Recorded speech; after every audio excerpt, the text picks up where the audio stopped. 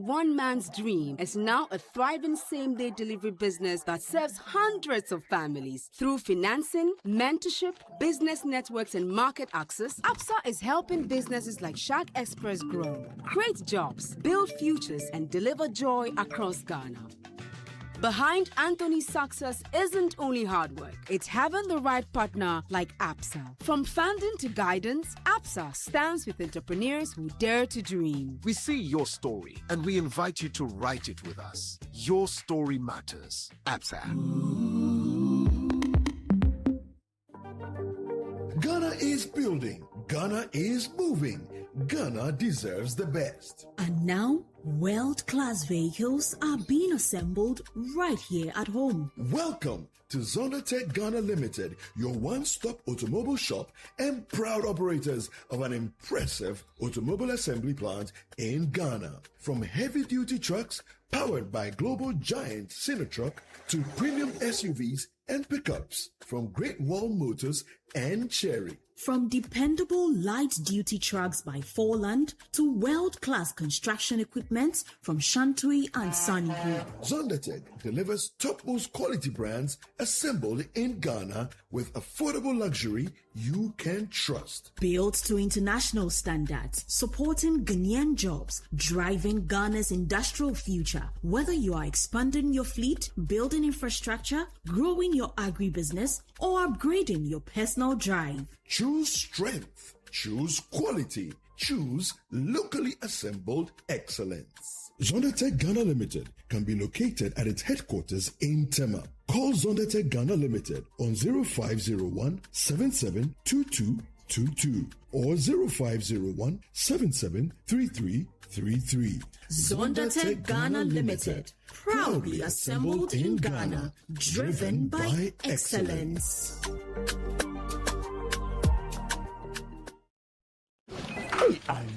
Challenge these days, new level crowd.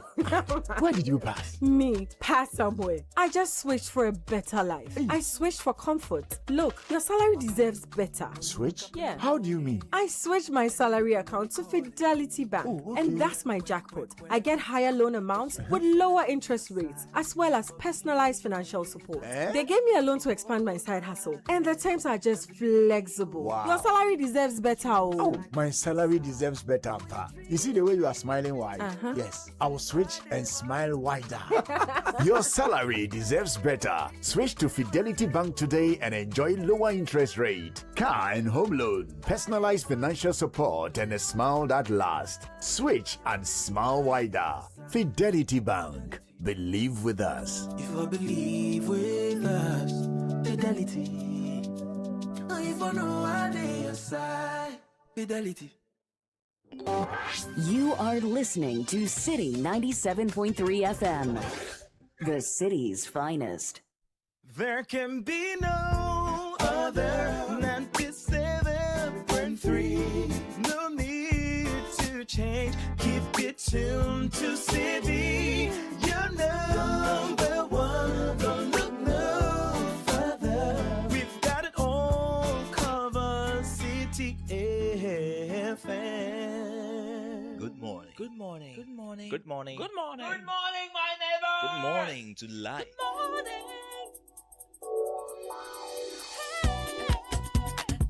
morning. Music. Talk. Inspiration. In perspective. Express yourself. Good morning, my neighbor. Citi FM, your station. It's a refreshing lifestyle. Citi FM 97.3.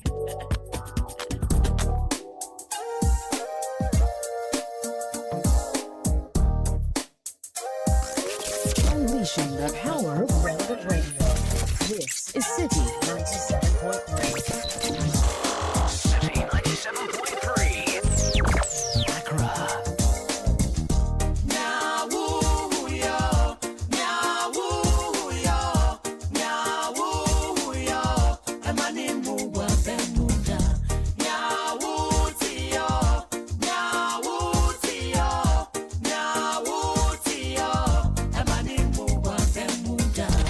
This is the Citi Breakfast Show. This is the Citi Breakfast Show, the city's biggest conversation.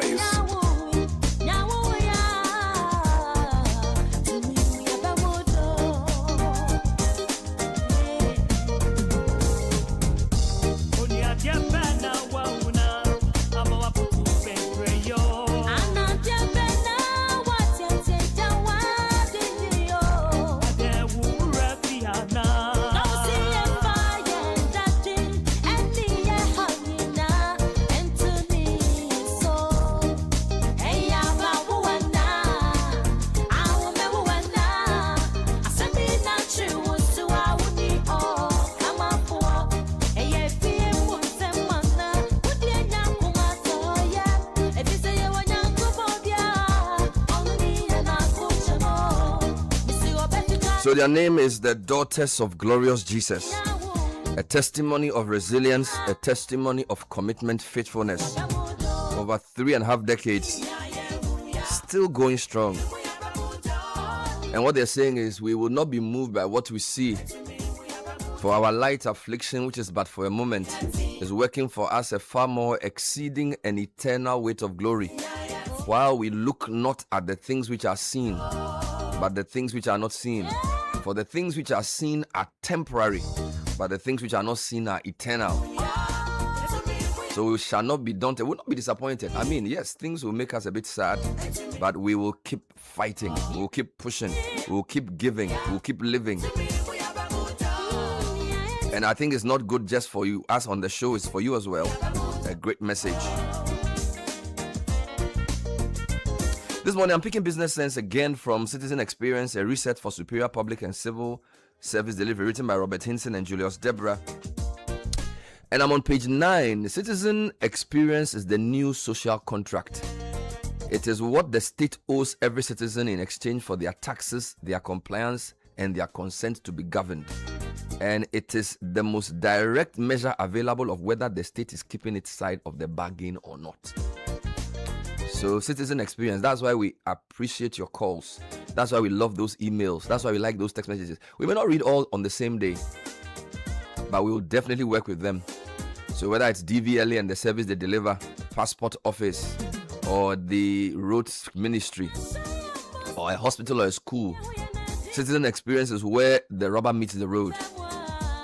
And therefore we're urging all citizens to be awake to their responsibility, their civic duty of calling out those who drop the ball. And for those of us who are privileged to serve the nation, let's do it with faithfulness. Let's do it with commitment. Let's do it with the fear of God. Those words bringing you business sense with APSA. Going green is not just about saving the planet. It can also save you real money. Install solar panels and cut down on your power cost. Get an electric vehicle and reduce what you spend getting around, switch to energy efficient equipment and lower the cost of running your home or business. Absa Bank can help you finance all of it. Walk into any Absa branch, ask about the Absa Green Finance Loan today, and say yes to a greener tomorrow. Your story matters, Absa. We're going to the news review segment with Richard Dela and Caleb Kudah with Zonda Tech, from dependable light-duty trucks by Forland to world-class construction equipment from Shantui and Sunny Group. Zonda is delivering topmost quality assembled here in Ghana with affordable luxury you can trust. I'll give you a list of their branches tomorrow so you can know where to find them. And I'll also give you a number to call. If you want a quality, locally assembled vehicle, Zonda Tech is the place to go. And we are also sponsored by Fidelity Bank. Switch to Fidelity today and enjoy amazing benefits from lower interest rates, higher loan amounts, personalized financial support, and a smile that lasts. It's time to switch and smile wider with Fidelity Bank. To learn more, call 0800 003 355. Visit our socials at fidelitybankgh.com. Fidelity Bank, believe with us. Let me say good morning to my good friends, Richard Dela and Caleb Kudah. Good morning. Sky has delivered something. My God. No, he has performed. He and his law firm. My God. But I want some men to come. So that when he comes, he will lead me. Yes. To go and say thank you to him. Thank you. You know how we do it in our village. So, one of the things you do is when somebody does something for you, you call the elders. So I look for, if my father is not around, I look for a chief. Yes. Or some big man. Yes. Then I'll call him and say, please, Sharp. Richard Sky and they've done something for me. Sharp. So I want you to lead me to it delivered it. So when we go, then you say, oh, Bernard is my son. You've done something so big. So I don't know, whatever you've done for him, I want you to say, thank you. That's how we do it. And then mommy want it. That is Sky. Yes. No, you do all. No, you're a big man. You live long. Yes. Yeah, and may you prosper. I'm remembering Obahia, but I forgot the The law firm should prosper. He said, may you live long and prosper, so that you will take us from something to something. I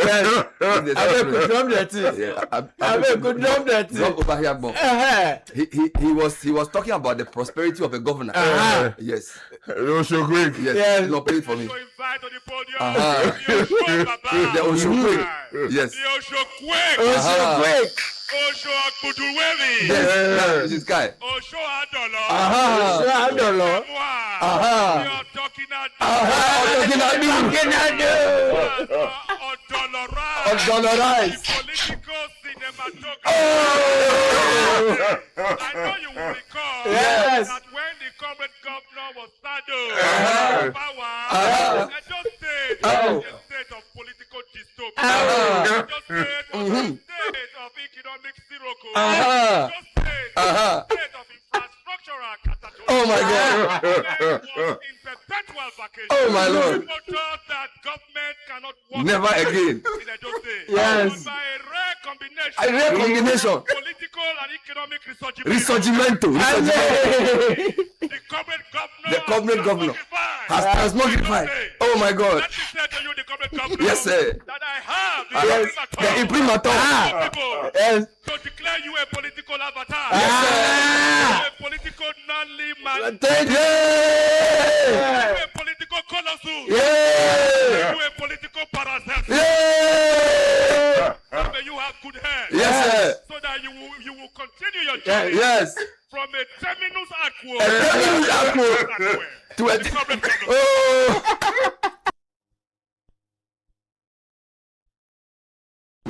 The Citi Breakfast Show.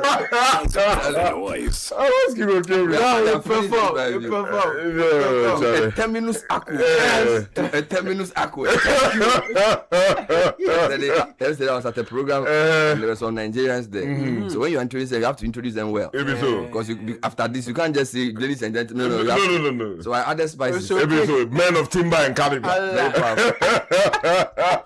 Good morning, people. Thank you for your life, Bernard. Let me take you to the Ghanaian Times this morning. The big story says, turn rice sector into growth engine. Vice President telling regional investors and policy makers. Also, Speaker directs Parliament to reconsider anti-LGBT plus bail. Some other stories on the front page, including one that is troubling. Peki Chame road crash claims 15 Chame, okay. That's my hometown. Oh, Charlie.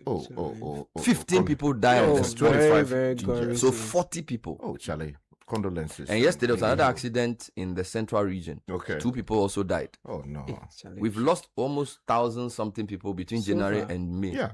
That's very troubling. The roads are deadly. And Daily Graphic leads with exporters flouting raw rubber ban. Police agents expose clandestine operations. Unemployment, corruption threaten trust in state institutions. Speaker calls for new social contracts. Net launched their telehealth service yesterday. They spoke to us in the morning. And World Bank has commended Ghana's emission reduction program impact. On the back page, Black Stars impress despite last gasp Wells escape. Equalizer, yes. Yeah. Let me take you to the Chronicle. The big story says, please renew Goldfield's lease. Chiefs, Queen Mothers of Hunisu played with government. Also on the front page this morning, 40% of Ghana's youth jobless under Mahama. This is according to Kojo upon Nkrumah. And Julius Deborah pays tribute to Apostle Kojo Safo. Some other stories make the front page. Yes, Daily Guide. Speaker rejects he rejects past anti-LGBTQ bill. What's right must be done rightly, he says. Now, 4 jailed 32 years for kidnapping, and the gory story of the 15 perishing, 25 getting injured in Peki Chame road crash is also here as well. The Ghanaian publisher says this is a witch hunt. NDC man fumes over hotel demolition. Comes with a photograph of Kobe Mensah. Also, the numbers don't match reality. Kojo Nkrumah telling government. Also, Bagbing rejecting anti-LGBTQ plus bail is seen here looking traditional and royal. And some other stories again. The news center, stability means little without jobs. Kojo Nkrumah again. Anti-LGBTQI plus bill far from becoming law. This is AG presidency to review it. Mahama speaking. Bagbing orders fresh look at anti-LGBTQ bill, and Fidelity Bank's profit before taxes rises to 21% to 1.46 billion Ghana cedis. The Inquisitor says 2026-2027 cocoa purchases. Cocoa board to raise $1 billion through commercial paper. Also on the front page, MPA boss honored at 10th Ghana CEO Summit. Comes with a photograph of Aduji Tamaklo, who is the MPA boss, and Nana B opens gap in MPP first vice chair race. The Informer, minority opposes BOG headquarters sales. I think the bank has released a statement saying those claims were false. State resources plunder. You go catch rest for Nsawam. Mahama warns state-owned enterprise CEOs, and then Ghanaians reject partisan politics. Imani Paul's report reviews. There are more stories. I take you to the Custodian newspaper. Confusion rocks new anti-LGBTQI plus bill. Minority queries NDC sincerity. Mahama Bagbin stared doubt. Also on the front page this morning, economic stability is meaningless to jobless youth. Again, Kojo Nkrumah quoted here. The new publisher, mom, son arrested for killing husband, trying to kill stepson.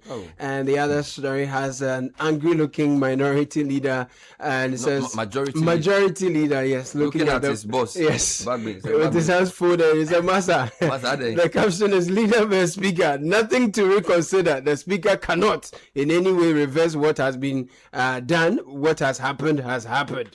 That's the headline. Now the inside says MPs demand crackdown on fuel pump fraud as GSA staffing gaps come under scrutiny. Also on the front page this morning, Church of Scotland apologizes for role in slavery. And there's a quote here attributed to the vice president that says countries that import too much food also import vulnerability. Daily gist. The daily gist. Asiodun Ketia snubs NDC elders over nasty presidential bid. Back to sender. Bagbin rejects anti-LGBTQ bill passage, and there are other stories here as well. All right, let me take you online. Channel 1 News. Ministers doing local implementation break the law. This is IMCC. Also, Confanoche blames emergency unit pressure on lack of specialist hospitals. And then, of course, the anti-LGBTQ bill with lots of stories about it from different angles, some of which you have already read. 2 people dead, 40 injured in Asin Kwako from school bus crash. So that's what I was talking about. Beyond the Peki Chame one, 2 people dead, 40 injured in the central region as well. Then if you go to citynewsroom.com, free SHS supplies to pick it at Education Ministry over 50 million CD debt. Ghana releases list of evacuees scheduled to leave South Africa on June 7.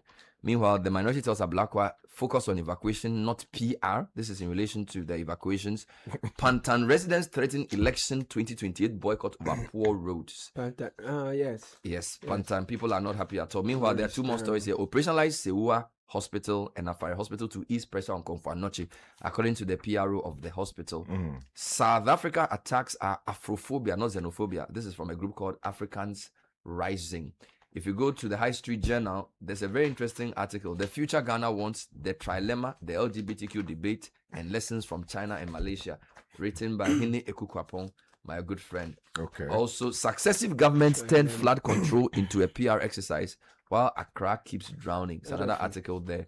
I think we should start with the road crash story. Okay, the story from Peki Chame. Yes. 15 dead, 40 injured, and I have another one, 2 dead. Really, really devastating news that June has met us with. That tragic story you find on page 3 of the Ghanaian Times this morning, and it's by a Times reporter. Says 15 people who died and 25 others sustained various injuries following a head-on collision at Peki Chame. In the Chame, forgive me, I'm going still with the Anglo version. You know, no, don't spoil my. Yeah, forgive me. In the OT region, Peki Chame is it? No, it's not in the OT region. It's this is South Dai district. Yeah, the reporter Ghanaian Times. Okay, we forgive them. In the early hours of Tuesday, June 2, 2026. Now, firefighters from the Peki Fire Station of the Ghana National Fire Service responded swiftly to the crash involving a Mercedes-Benz container truck. The registration number is provided. Traveling from Nkwanta to Accra, and a Mercedes-Benz passenger bus heading from Bato to Kabiti near Peki Senior High School. Now, total of 40 persons were involved in the crash, comprising 21 males, 15 females, and 4 children.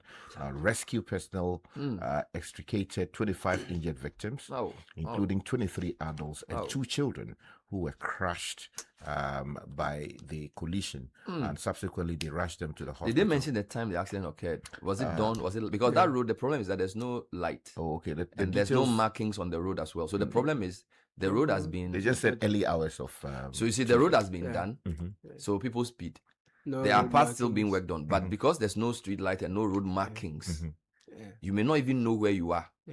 Yeah, you see, that's the thing. So if a road is done with no street lights and there's no street marking, and it's just, is there a law against highways having street lights? Meanwhile, this is the Eastern Corridor Road. This road takes from Asikuma all the way to Otidamanko. Yes.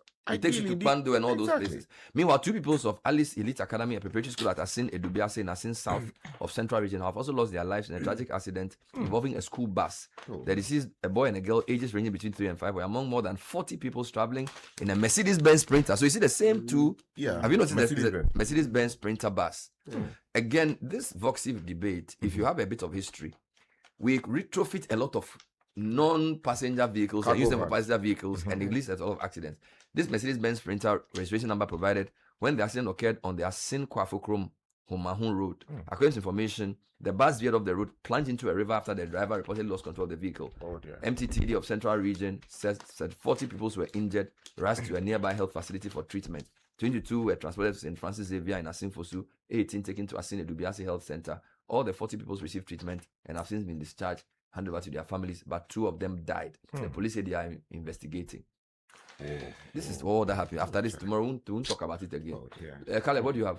Bernard, exporters flout raw rubber ban. Police agents expose clandestine operations. This is Daily Graphic. Michael Quay writes that there are growing fears about the enforcement of the government's 10-year ban on raw rubber exports as fresh evidence emerges regarding ongoing exports of the product at Tema Port.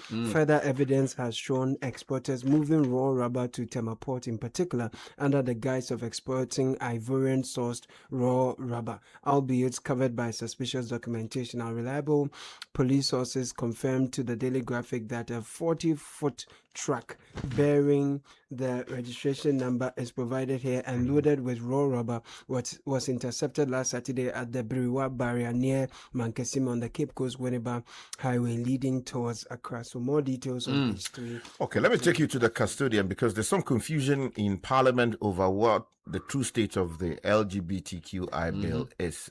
So the custodian says the wrangle over the Human Sexual Rights and Family Values Bill 2025, popularly referred to as the Anti-LGBTQI Plus Bill, in Ghana has been heightened following a controversial passing of the new legislation by Parliament. Now, Parliament passed, we know that it's been passed already, but the issue is that the Speaker of Parliament says that there are procedural issues with the passage of the bill because he gave some specific instructions. Those instructions were not obeyed. President Mahama has also raised issues, including matters concerning quorum prior to the passage. The minority is also raising issues about the report that formed the basis for the passage. And the majority leader said he has washed his hands.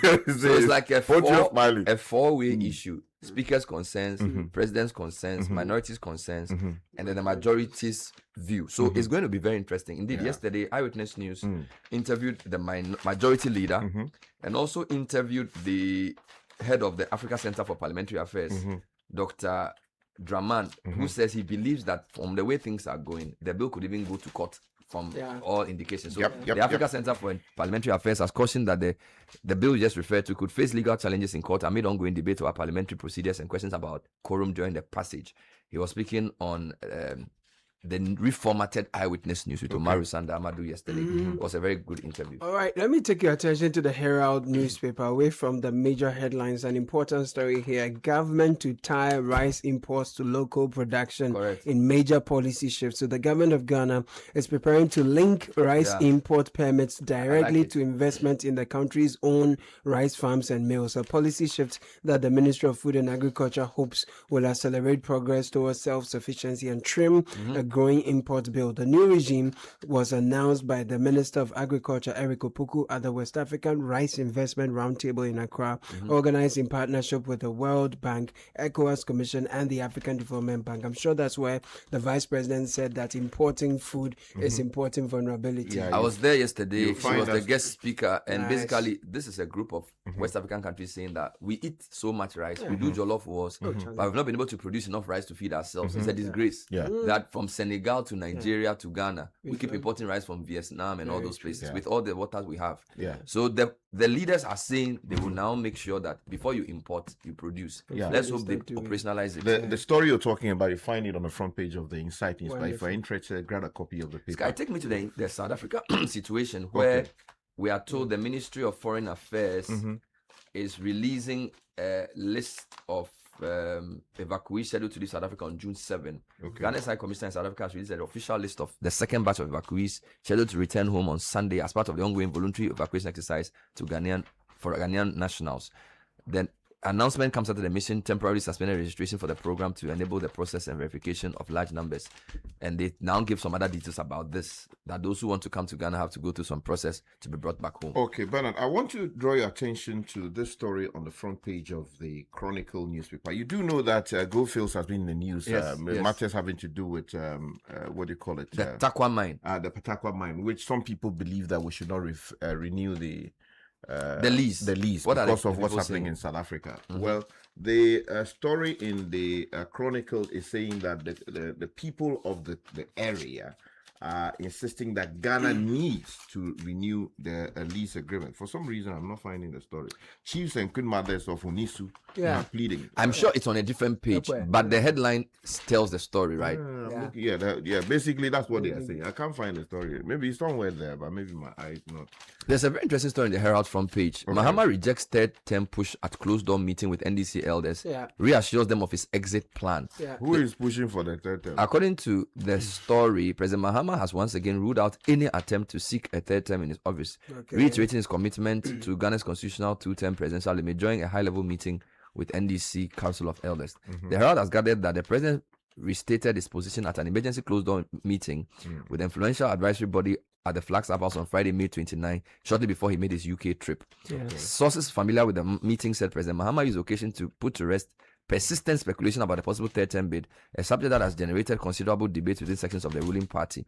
The Elders Council, chaired by Alhaji Mahama Idrisu, and attended by several veteran party figures, including some who have been associated with the flag bearership, some who have been associated with the party since the PNDC military era, was convened to address growing concerns about premature succession campaigns within the NDC. So the angle the Herald chose was when a man said, even the third-term thing is dead in arrival, so they shouldn't even talk about it. Meanwhile, the president has been engaging the UK Prime Minister Keir Starmer at number 10 Downing Street in London with discussions focused on strengthening economic relations, expanding trade and investment, and advancing key development priorities between Ghana and the UK. Has a lovely photo of the two gentlemen on page 7 News Center. Yeah, meanwhile, let me draw your attention to the story now properly. It's on the back page of the paper. Well, what does it say?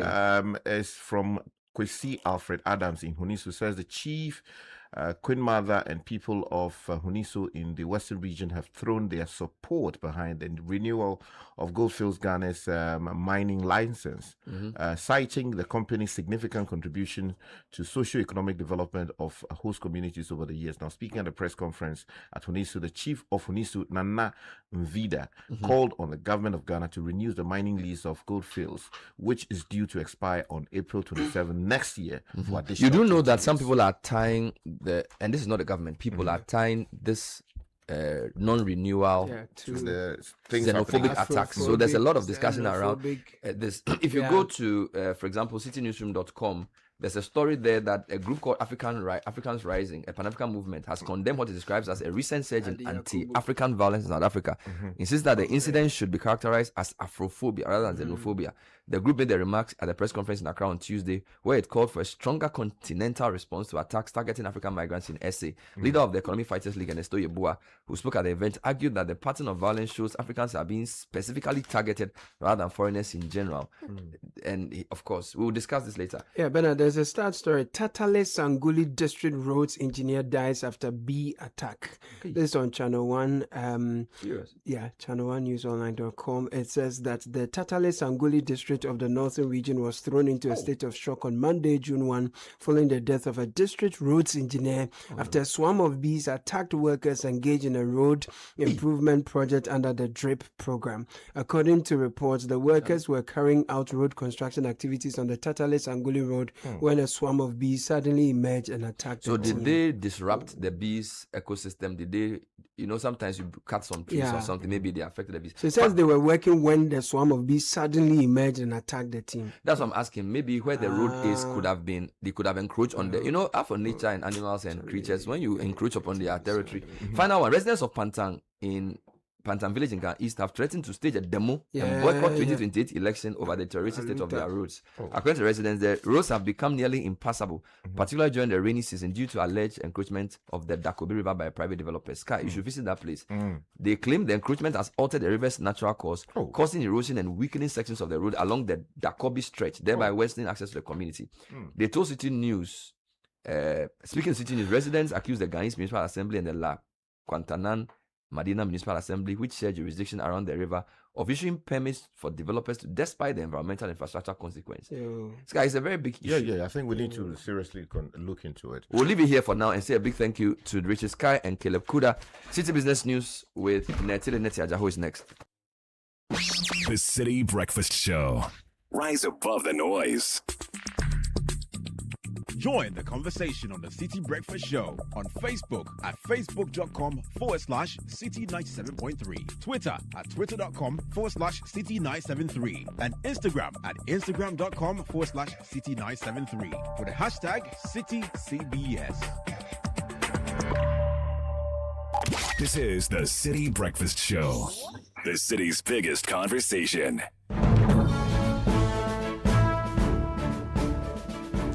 So Netile Neti Ajaho is here with the Citi Business News. Good morning, Net. Good morning, Bernard. Welcome to the breakfast edition of the Citi Business News on 97.3 Citi FM. It's brought to you by MTN, EcoBank, and Girl Good Energy. Coming up, Bank of Ghana warns against speculation as Citi faces renewed market pressure, and Finance Minister expects inflation to stay below 5% despite geopolitical headwinds. And later, economic recovery lifts business confidence, but deep-seated structural challenges persist. More details from day 3 of the Citi Business Festival Honor Series.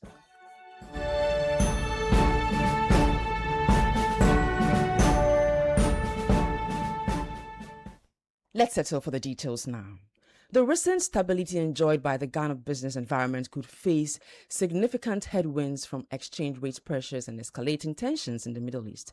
This according to Managing Partner at Confidence, Michael Akoto.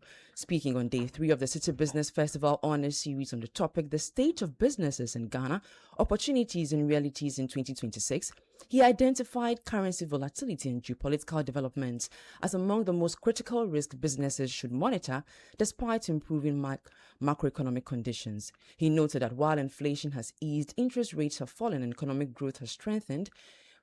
He warned that many of these gains would reverse if the city comes under renewed pressure. The midterm concerns for businesses. So number one is the city beginning to reverse its gains. We've seen that, it's 2025, it was a 40% gain against the dollar. But so far this year, it has lost about 8 to 10%. So there are concerns that the city might start reversing again. So that's a concern.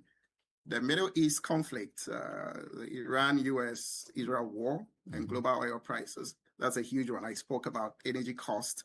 And energy cost, again, have a transmission impact across the entire economy. So in Ghana, we export oil, but we are a net importer of fuel. So that's a big one. One Makola business person we spoke to said, that they have had to reroute, their shipping. Things they used to ship from the UAE, they've had to reroute it, and it's beginning to impact cost of business. He also noted that while businesses are increasingly optimistic about the country's recovery, persistent structural challenges in key sectors such as manufacturing and agriculture could undermine long-term growth. Some people order food or they order an item online, and the cost of delivering the item is as high as the cost of the product that they've purchased. And so businesses that are using the online channels are struggling because the cost of delivery is too high. And that's a concern. So there's a lot of business booming online, but this is a concern. So overall, the outlook, as we spoke to businesses, is fairly cautiously optimistic. But if you blend that with the macro trend, I think a lot hangs on the currency stability because it kind of feeds into everything else. This is just a sample of some of the sentiments from. We spoke to a few manufacturers as well. And for them, the issues remain very structural. As I said, agro-processing and manufacturing, the issues are very structural. They appreciate the short-term macro trends, but Michael Akoto is managing partner at Confidence. The full conversation with Michael Akoto on the state of businesses in Ghana, opportunities and realities in 2026 airs later this morning at 9 a.m. on the Citi Breakfast Show. The 2026 Citi Business Festival is powered by 97.3 Citi FM and Channel 1 TV in partnership with Absa Bank. It's also proudly sponsored by Absa Bank, MTN, Zondatech Ghana Limited and Petra Trust.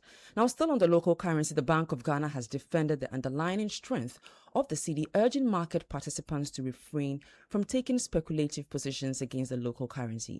Speaking at a Money Summit 2026 organized by the Business and Financial Times, Second Deputy Governor of the BOG, Matilda Asante, noted that recent market developments do not warrant speculative attacks on the currency. The cedi has stayed largely resilient, even though we've seen some dips. But a stable currency is built on as much behavior as is built on buffers. And at this point, I want to speak directly to the market, the economic actors. We all saw the lessons plainly last year. Those who bet against the cedi and hoarded foreign currency soon found themselves on the wrong side of the trade. unwinding at a loss as the currency staged one of the world's strongest recoveries through 2025. And the traders amongst us will tell you, there was a time when people who had held now began to dump. Therefore, the fundamentals of this economy do not reward speculation against our currency. I urge every actor, because we've seen that semblance in the market. Whether you're a bank, you're an importer, you're an exporter, you're an investor, to transact on the genuine and present needs, not out of fear and panic. That was the second deputy governor of the Bank of Ghana, Matilda Siudu Asante. Now it's a good time to go onto the interbank market, and the dollar is going for 11 cedis 76 pesos, the pound for 15 cedis 37 pesos, and the euro for 13 cedis 87 pesos. Now, Finance Minister Dr. Samuel Attah-Mensah is confident Ghana's inflation will remain below 5% by the end of this year, despite mounting geopolitical tensions and the impact on global commodity markets. The minister's optimism comes as Ghana's inflation trend shows signs of slowing, with headline inflation rising to 3.4% in April 2026, the first increase after 15 consecutive months of declining price pressures.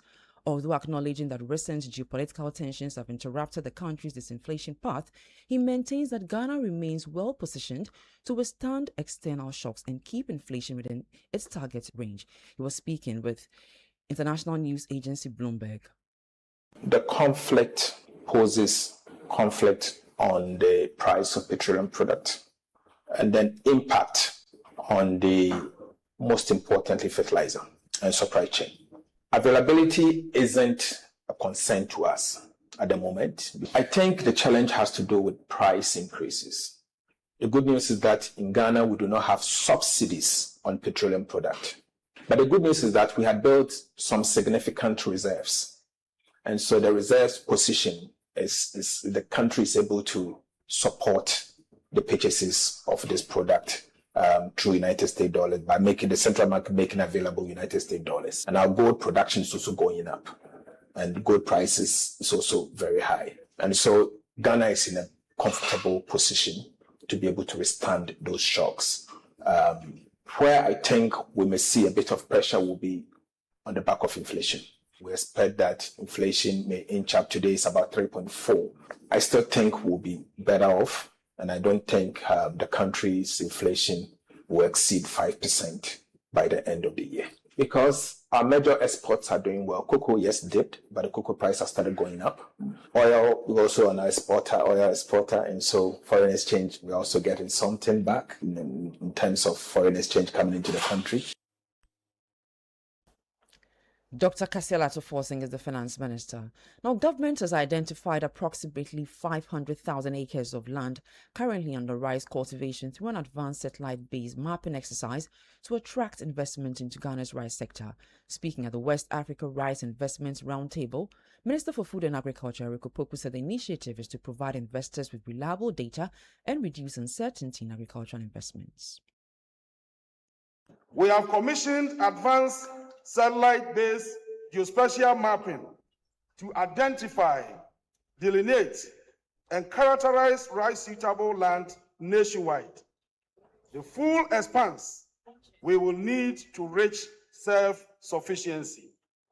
Organized into production clusters, using high-resolution Earth observation imagery, we are mapping field-level boundaries, classifying actual rice cultivation, and assessing water availability. Nik Amarteifio is the Minister for Food and Agriculture. And that's it for the breakfast edition of the Citi Business News. It was brought to you by MTN, EcoBank, Girl, Good Energy. Have a good business day. Hello? Charlie, I'm at the library. Why do you keep calling me? Wait, question. What's the capital of Burkina Faso? Ouagadougou. Bye. Wait. Which planet is the hottest in the solar system? Venus. Charlie, why all these questions? See, I'm playing the MTN Swipe and Win promo. I might cash out some cool 1,000 Ghana cedis today. Hey! 1,000 cedis? Shh. Charlie, what's the next question? During the MTN Swipe and Win promo today, answer trivia, earn points, and stand a chance to win 1,000 Ghana cedis every day. Weekly cash of 1,000, 2,000, or 3,000 Ghana cedis. A brand new Hyundai Texan in the first 3 months, and the ultimate grand prize of 500,000 Ghana cedis. Recharge your account to qualify for the daily draws. To join, visit swipeandwinpromo.mtn.com.gh. Download the My MTN app or dial *5030#. This promo is regulated by the NLA on the Caritas Lottery platform. TNCs apply. MTN. Your attention, please. Flight C8 has been delayed. Again. Madam, can you please point me to the water fountain? And please watch my back and phone whilst I'm gone. You can be a traveler with infinite worries. Hello, Mr. Anand. Your lounge access is ready and your seat is warm. Or you can be a traveler with infinite privileges. Champagne, sir? The region or the drink. Choose EcoBank's infinite privileges with an EcoBank Visa Infinite card. Access airport lounges worldwide, fast-track services, best-in-class daily limits, and enjoy other exclusive travel and lifestyle benefits. Infinite privileges await. EcoBank, the Pan-African Bank. Good energy powers the things that people do to empower themselves. It fuels families, communities, businesses. Good energy fuels nations. It gets things going and keeps them moving. Good energy isn't just what we do, it's who we are. Goyle, good energy.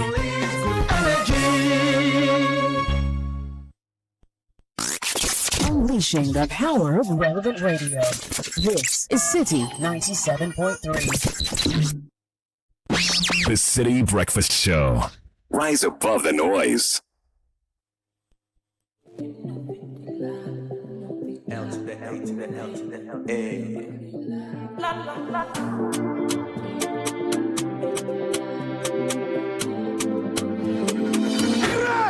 Help me make I know they talk much.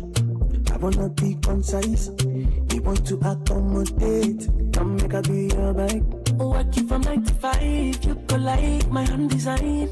I'm scanning the whole area. The go down tonight.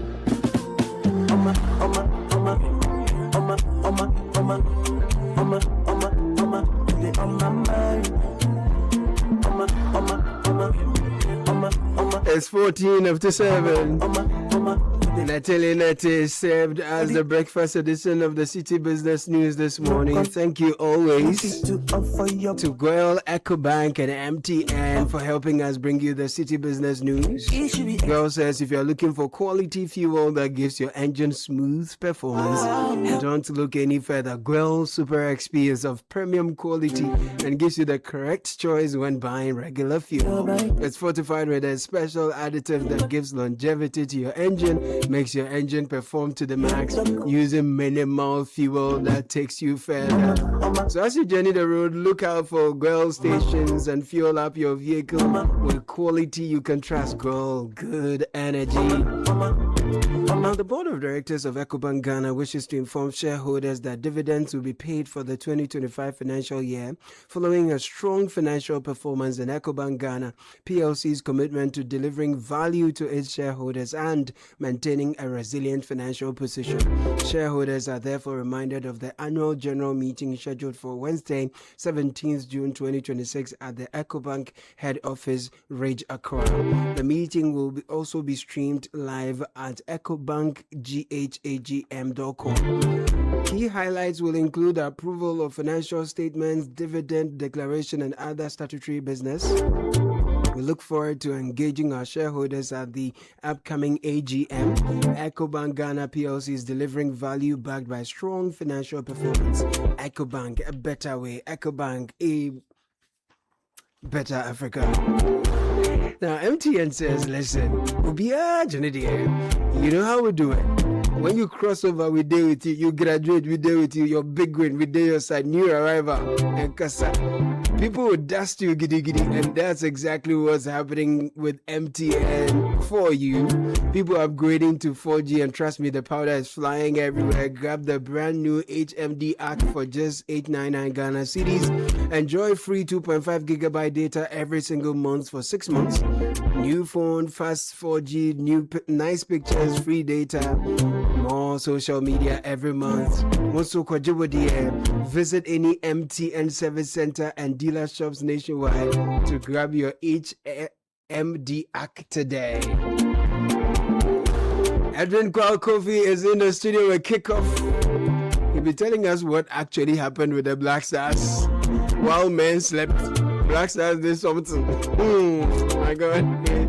Kickoff is brought to you by Lesheho. If you're ready to power up your finances and unlock your path to financial freedom, talk to us. We have the fixed deposit solution. It's tailored just for you. With Lesheho's fixed deposit solution, you are making your money work for you. Join the investment revolution with our fixed deposit solution and take charge of your financial future. Please call us 0302-208-333. Invest wisely, invest with Lesheho. Lesheho, let's improve life. In a minute, you'll hear Edwin's voice. Just before then, Henley and Partners is the global leader in residence and citizenship planning, helping investors and their families secure alternative residence or citizenship through leading programs worldwide. We advise on the best program for you and your family and assist with the entire application process so you avoid all the stress. For many Ghanaians, key drivers for seeking alternative residence and citizenship include greater global mobility, world-class education, healthcare, investment diversification, and popular options include Caribbean citizenship programs like Antigua and Barbuda, Grenada, St. Kitts and Nevis, as well as residence by investment programs like Greece, Portugal, Malta, UAE, UK, Canada, and the US. Call us now 0206042101. Email us ghana@henleyglobal.com. Our offices are at the Galleria, Kempinski, Gold Coast City Hotel. Come by for free consultation. Visit henleyglobal.com. Find out more.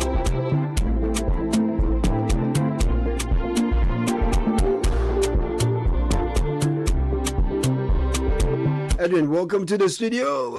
Thank you very much, Caleb. Good to see you. Good to see you too. No, last night I was busy going through some things they call mistake and all that.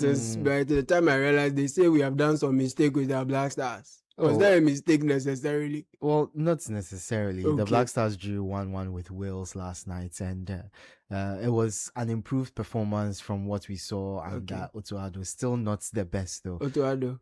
Yes, no, it was an improved performance from what we saw. Okay, but still not the best. But it was a good start to. You said the game was better. It was better, but the results was not what they expected. No, the results was not what they expected. So we're leading. We're leading until the last couple of minutes, and then Wales found an equalizer from nowhere. Yes, so a chance for the Black Stars to end what has been a really bad winless streak. What kind of life is that? And Jordan, how is Jordan the captain? If you go on social media, you'll see exactly how Jordan did, because he is being torn apart on social media. You guys, take it easy on our captain. It's time for kickoff. Edwin Kwakumi is here. Over to you, Edwin. Thank you, Caleb, and you're welcome to the midweek edition of Kickoff on the Citi Breakfast Show. Coming up. Back to Williams. Gets round Babaraman so easily. Ball comes to the box. The header is good. And it's the equalizer they've been looking for. Wales pull it back from Kumas. The second half substitute who took the place of Kiefer Moore. And Ghana have been breached right at the death. Well, Ghana's 233-day winless streak rumbles on after Wales grabbed a last gasp equalizer. We'll bring you more details from that game. Also, updates from our local scene and the latest stories from Europe. And it's exactly 8 days to the start of the 2026 FIFA World Cup. Welcome to Ghana's most comprehensive and up-to-date sports bulletin, Kickoff, with me, Edwin Kwakumi, which is brought to you by Politan Ghana and Lesheho. Let's improve life.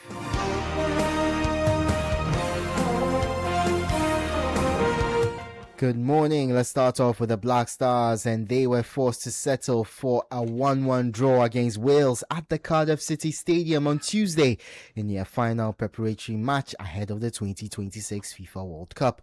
The Stars looked on course for victory after 20-year-old midfielder Caleb Urenchi fired them ahead in the 66th minute, but Wales grabbed the late equalizer to deny Carlos Queiroz a winning start. Speaking after the game, Queiroz praised the performance of his players and expressed pride in the commitment and attitude showed by the team. Well, first of all, I think it was a very exciting, good match. I think if this was the goal of Wales Federation to bring this cake for the celebration of 150 years. I think the fans they must be happy with the football show they saw in the game. Both teams trying to win the game, very active. I'm very proud of my players. They try everything to win the game. We let the win escape in the last 2 minutes. Was in our pocket. But it's also time to learn. Well, the Black Stars head coach also reserved special praise for goal scorer Caleb Urenchi, whose strike capped a memorable night for the FC Norgeland youngster. Very much. I think he's a great player with a great future. He's still young, have a lot of things to learn because in this level, everything is so fast that young players they need to add talent and experience, and I do believe that this young player with more games in the legs, with more experience, can become one of the best players of Ghana national team in the midfield. I think it is his position, midfield. The voice of Black Stars head coach Carlos Queiroz. Let's hear from defender Jerome Opoku, who believes the performance against Wales should give Ghanaians confidence ahead of the World Cup, insisting the team is moving in the right direction. The key word's time, as the gaffer said, with the amount of time we've been together, with the new additions coming, and was able to put that performance out there. I think it shows that with more time, we can only get better as a team. That was Black Stars defender Jerome Opoku. To our opponents on the night, Wales, whose head coach Craig Bellamy felt his side did enough to win the game despite being held to a draw. The Welsh manager pointed to the number of chances his team created and believes they deserved more from the contest. We wanted to win. I think we had enough chances to win this quite comfortably. There's always a threat. In Ghana, obviously they have a lot of players who are getting ready for the World Cup. They have one or two players who maybe are looking after themselves for the World Cup. And they have one or two players who want to get in that team to play in the World Cup. So, it was, we sort of expected the shape of what they were going to do. The thoughts of Welsh boss Craig Bellamy, and of course the result generated plenty of discussion among supporters after the final whistle. Here's some reactions from fans following Ghana's draw with Wales. An enjoyable game in the first half. I think we had enough chances. We should have been ahead at half time. Hit the bar, hit the post, created some decent opportunities. Dan James in particular offering a real threat on the right hand side. After about the hour mark, the game kind of got a bit convoluted with subs and everything else. I felt like Ghana were bang average, really. The subs they brought on changed the game, made the game a bit more open. Obviously, they got the goal fundamentally from a bit of an error from us. Again, a goal in transition, which is very much our weak point under Craig Bellamy. But I think we controlled the game. We had more possession. As I say, the last half an hour wasn't much to it, but I'm glad we got the goal. We deserved at least a draw from the game, I think. For the game there, Ghana improved. But the Wales do not get they don't really create any chances particularly like that. Aside the first half where they come in hard with us. Ghana improved. You heard the thoughts of some fans after Ghana's draw with Wales. Let's stay with the World Cup, and preparations for the 2026 FIFA World Cup continue across the globe, with several nations fine-tuning their squads through high-profile international friendlies. One of the standout fixtures saw Ghana's opponent in Group L, Croatia, and Belgium lock horns in Rijeka as veterans Luka Modric and Kevin De Bruyne led their respective sides in a crucial test ahead of the tournament, with Croatia losing by 2-0. Elsewhere, Norway produced an impressive display to defeat Sweden 3-1 in the Scandinavian derby, underlining the form that helped them qualify for the Mundial. Attention now turns to a series of heavyweight friendlies, with the Netherlands taking on Algeria, France facing the Ivory Coast, while Germany take on the USA, while Brazil also take on Egypt. Meanwhile, Switzerland have been dealt an unexpected setback after star forward Breel Embolo was unable to travel with the squad due to delays in processing his travel authorization documents. The Swiss camp is now working to resolve the issue before the start of the tournament. And in South Africa, the Bafana squad has already departed for its World Cup base in Mexico. However, logistical challenges meant the team's head coach Hugo Bruce was absent from initial traveling, creating headlines as preparations continue. In Donkumi, our transfer segment, France defender Ibrahima Konate is in advanced talks with Real Madrid about joining the La Liga club on a free transfer. Konate is close to agreeing terms over a move to the Bernabeu when his contract at Liverpool expires at the end of June. And finally, Manchester United have agreed a £35 million deal with Italian side Atalanta for Brazil midfielder Ederson. The 26-year-old will sign a 4-year deal at United with an option to extend it by a further 12 months. Ederson is still to have a medical, with sources saying the transfer should be completed in early July before United's return to pre-season training begins. And that's the latest in the world of sport. For more on all these stories, visit citysportsonline.com. I am Edwin Kwakofi. Kickoff was powered by Politan Ghana and Let's improve life. The Citi Breakfast Show with Bernard Avle continues. Let's go. Let's go. Let's go. If you need unique services, innovative financial solutions, we deliver on our promise, cause we are number one. Let's go, we improve your life. Let's go. Let's go. Let's go. Hey, mama. Hey, mama. Hey, mama. Even when you're stuck with nothing, no matter your situation, let's go, we improve your life. Let's go. Let's go. Let's go. Hey, mama. Hey, mama. Hey, mama. Let's go, we improve your life.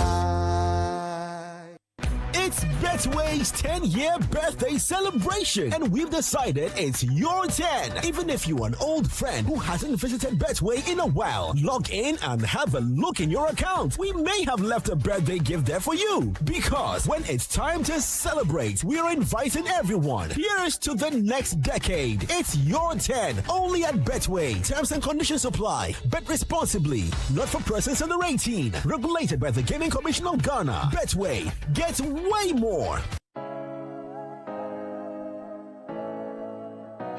I don't wanna stress, I want the soft life. I wanna have more time, make catch up life. I send money, I pay my bills, I buy airtime. Oh, I dig the soft life. Abracadabra seems like magic, API magic. I don't need to carry money on me. With Fidelity cards, I just need to swipe. Oh, I dig the soft life. Oh, soft life, GHQR. I take my phone when I scan it.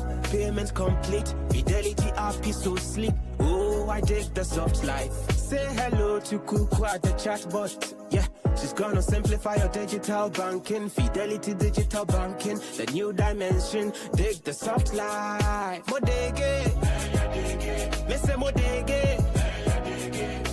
Dig, dig, dig, dig. Dig, dig, dig, dig. Fidelity Bank. Believe with us.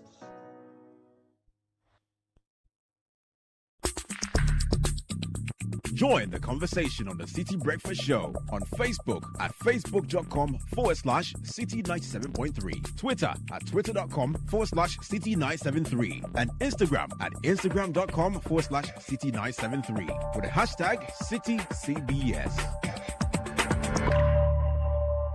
The Money Matters segment is brought to you by Petra. Petra, achieve more. Welcome to the Money Matters segment with Petra. If your employer delays pension payments by a few months, it may not look serious now, but over time, those delays reduce your total investment and growth. Time is a big part of how pensions grow. Petra helps you stay on top of your contributions so your future is not affected. Book a free pension health check session today by visiting our website at www.petraonline.com. Petra, achieve more. The Money Matters segment was brought to you by Petra. Petra, achieve more. This is the Citi Breakfast Show, the city's biggest conversation.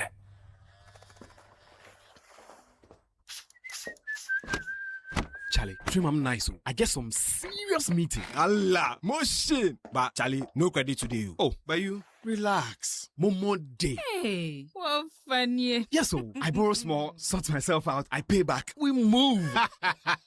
Spot there. Ah, Charlie, you sure say you they pay back? Yes, so that anytime somebody else they need them, more day. Be like I for can't borrow some more. Hey, you this boy. Don't go there and disgrace yourself. Allah, motion. Responsible borrowing be the real flexo for today's needs and tomorrow's dreams. Borrow, sort them, pay back. Momo Day. Madam, give me fufu elaisu, please. Do you have beef? Yes, please. Give me. Do you have salmon? Yes. Give me. Do you have tilapia? We have. When your money starts to work for you, there will be signs. Invest with EDC today. How many? Just keep going until I say stop. Find out about EDC's investment products and start today. Financial independence is possible with EDC. For further assistance, call 0326 34165. Since inception, almost 100% of Ashesi University students have found jobs, started businesses, or gone on to graduate school within 6 months of graduation. From Accra to Nairobi, London to New York, Ashesi graduates are noticed and are leading successful careers. If you dream of a rewarding life and career, an Ashesi education prepares you just for that. Learn more about applying to Ashesi at ashesi.edu.gh. Remember, admission is ongoing. Charlie, the contract is here, but my pocket flat like a football with no hair. Don't stress. That is why DCI Microfinance is here for you. DCI? What magic can they do? No magic, just real solutions. With your contract and LPO financing, you can deliver on time. And when you're waiting on payments, their invoice and certificate discounting puts cash in your hands quickly. Their loans are fast, simple, and reliable. Ah, so no more borrowing for my father-in-law? Now, that's a blessing. Exactly. Call them now on 0577 66 9346. DCI Microfinance, miles beyond the extra. Cast your mind back to 2022. The prices were rising. The stress was high. Every liter of fuel felt like a sacrifice. Do you remember who stepped forward first? When others were comfortable with high prices, Star Oil chose you. We cut our own profits so you could keep your AC on, keep your engines running, and keep your life moving without the heavy burden. We gave you room to breathe when things felt tight. Because of you, our star savers, we became #1. Today, the pumps are a battleground. Others are finally cutting prices because they have to. But Star Oil, we do it because we want to. Don't just chase a price, remember a friendship. We were there for you then, and with new innovations coming your way, we are here for you now. Star Oil, still quality and affordable fuels for all.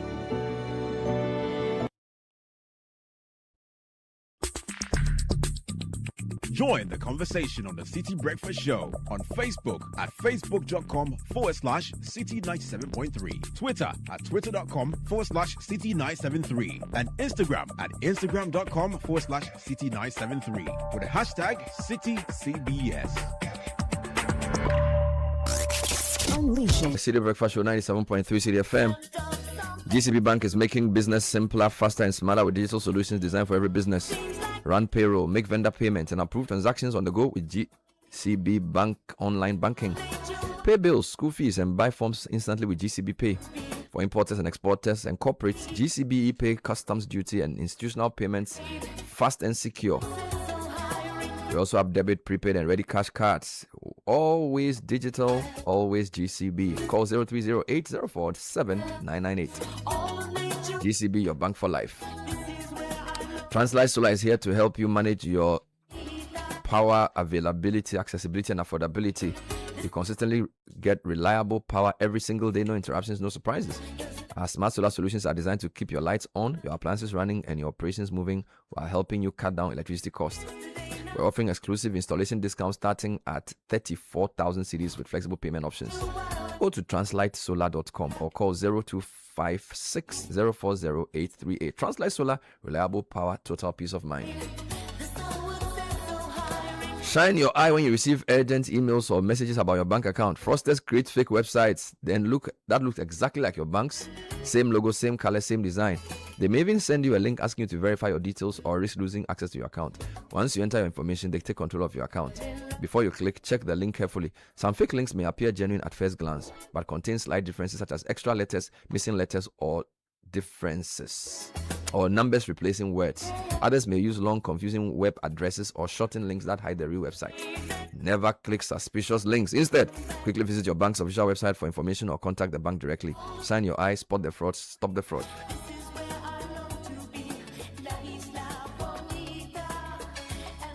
Your child deserves more than just a school. At Penfield School, Oyarifa, we have been building confident, capable learners for 16 years.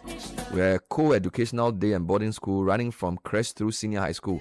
Our unique hybrid curriculum combines Ghana's GES system, which is BEC and WASI, with Cambridge Checkpoint, IGCSE, and A-levels. Admissions for the 26-27 academic year are now open, but slots are limited. Give your child a strong foundation in Ghana and a smooth transition to the world. Call or WhatsApp Penfield School now on 027-233-5359 or 026-423-3533. Penfield School, more than a school, a launchpad. Yes, and everyone is a winner in the Ongalicious Abingwaha promo. Over 4 million Ghana cedis worth of cash and prizes to be won. Just look out for the special Ongalicious promo packs. Submit 20 Onga powder promo sachets and 20 Onga shrimp tablet promo wrappers at any of our redemption centers near you. You will receive a scratch card. Please scratch it. It will reveal your unique code. Send it to *713 *27# and win instantly. Cash prizes up to 200,000 Ghana cedis.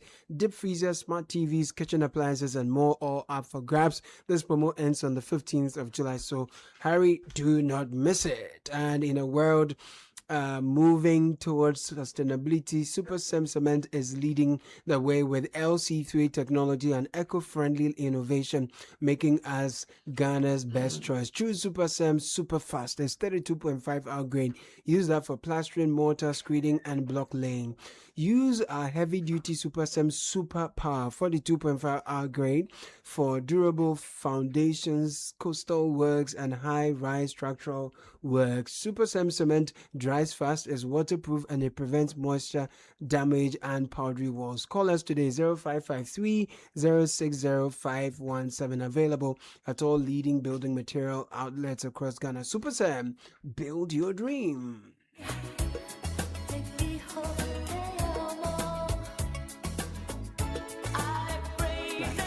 And if you're planning for the future, that begins with the decisions you make today. Save and invest early with EDC to build wealth and retire comfortably. One clear sign of financial growth is when your money starts working for you through steady returns and long-term wealth creation. With EDC, you get professional fund management, flexible investment options, potential for higher returns, and financial security for retirement and future goals. Your financial independence is possible with EDC. Sign up today, 0302 610 010-400. WhatsApp at 0509-268-414. 7:43 Citi Breakfast Show. A lot of people celebrating their birthday. So many of them. Bernard, happy birthday to my amazing friend Akonoba. Wishing you a day filled with joy, laughter, and good times with loved ones. May the year ahead bring you success, good health, and all the things you've been working hard toward. Enjoy your special day. You deserve it. This is from your friend to Fake. Warmest belated birthday wishes to my amazing sister, Engineer Abigail Mame Arabasa, baby last of the Mill Truck Ghana Limited. Yesterday was your birthday. May you continue to grow in wisdom, and may the Almighty continue to shower his endless blessings upon you. This is with love from Gordon Sa, Kenston Sa, Clarice Wilson Sa. And a very special birthday belated going to the wonderful Evelyn Twali of Fidelity Bank. May the good Lord continue to bless you. This is from Gordon Sa. Good morning, Bernard. Happy boom blessed birthday to Eno Efia Afrakuma Ose. Your birthday is the perfect moment to remind you how deeply you are loved and how proud we are of the incredible person that you are. This is coming from Askona, your father, Annabella, your mom, your siblings, Ohime Fiadufi, Obrempong, and Oketechi Ose. Happy birthday to Mrs. Ikuya Amankwa of Bing Amwama of Kaneshi Presby Church. Remain blessed and highly favored in heavenly places. There's a few more, Sky. Yes, let me do this one for a special friend of ours. Yes. Brother, famous Atichobi, formerly of Metro TV Ghana Limited, and also of the GIPC. I don't know whether he's still at the GIPC. I think he's there. He's still there. Charlie, you are a big man. Yeah, man. One of the veterans in the space of broadcasting, a man who defined in many ways morning television and also evening television. And today he's celebrating his day. We are with him. We love you. We know everything that you have achieved, everything you continue to do. Your service to the Republic, we bless you, and may you go on to become bigger things for this country and, of course, the international community. Famous, bless you. A couple more requests coming through on the show. Happy birthday greetings. 64th birthday to my dad, Mr. Wisdom Sefiamo Kwesi Bansa, a.k.a. Chan Kopi. I wish him all the good things that Mother Earth has in stock for him. Sure. Good life and long health good health and long life rather from John Kekeli Bansa. Caleb, there's a couple more here. Yes, the Agbanyaga family wishes Seraphine Nyatapo Awieto, daughter of the family, a happy birthday. She attends Awito, thank you. Freehands Educational Complex at Sokore Koforidua. She's 8 years old today. Oh my God. Let the river of healing flow through her body and organs. From the father, Jacob A. Awito, and mother, Sarah Pokua in Asokore Koforidua. Happy birthday, lovely. Charlie, before you proceed, Charlie, some Mr. Awito beat me. I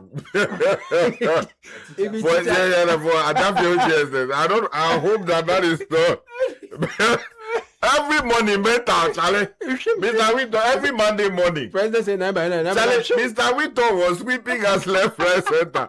I hope that is not Mr. This one is Jacob A. Awito. No, those days you didn't know the first name, Mr. Wito. Charlie, he was using some gaso. I hope that is not the.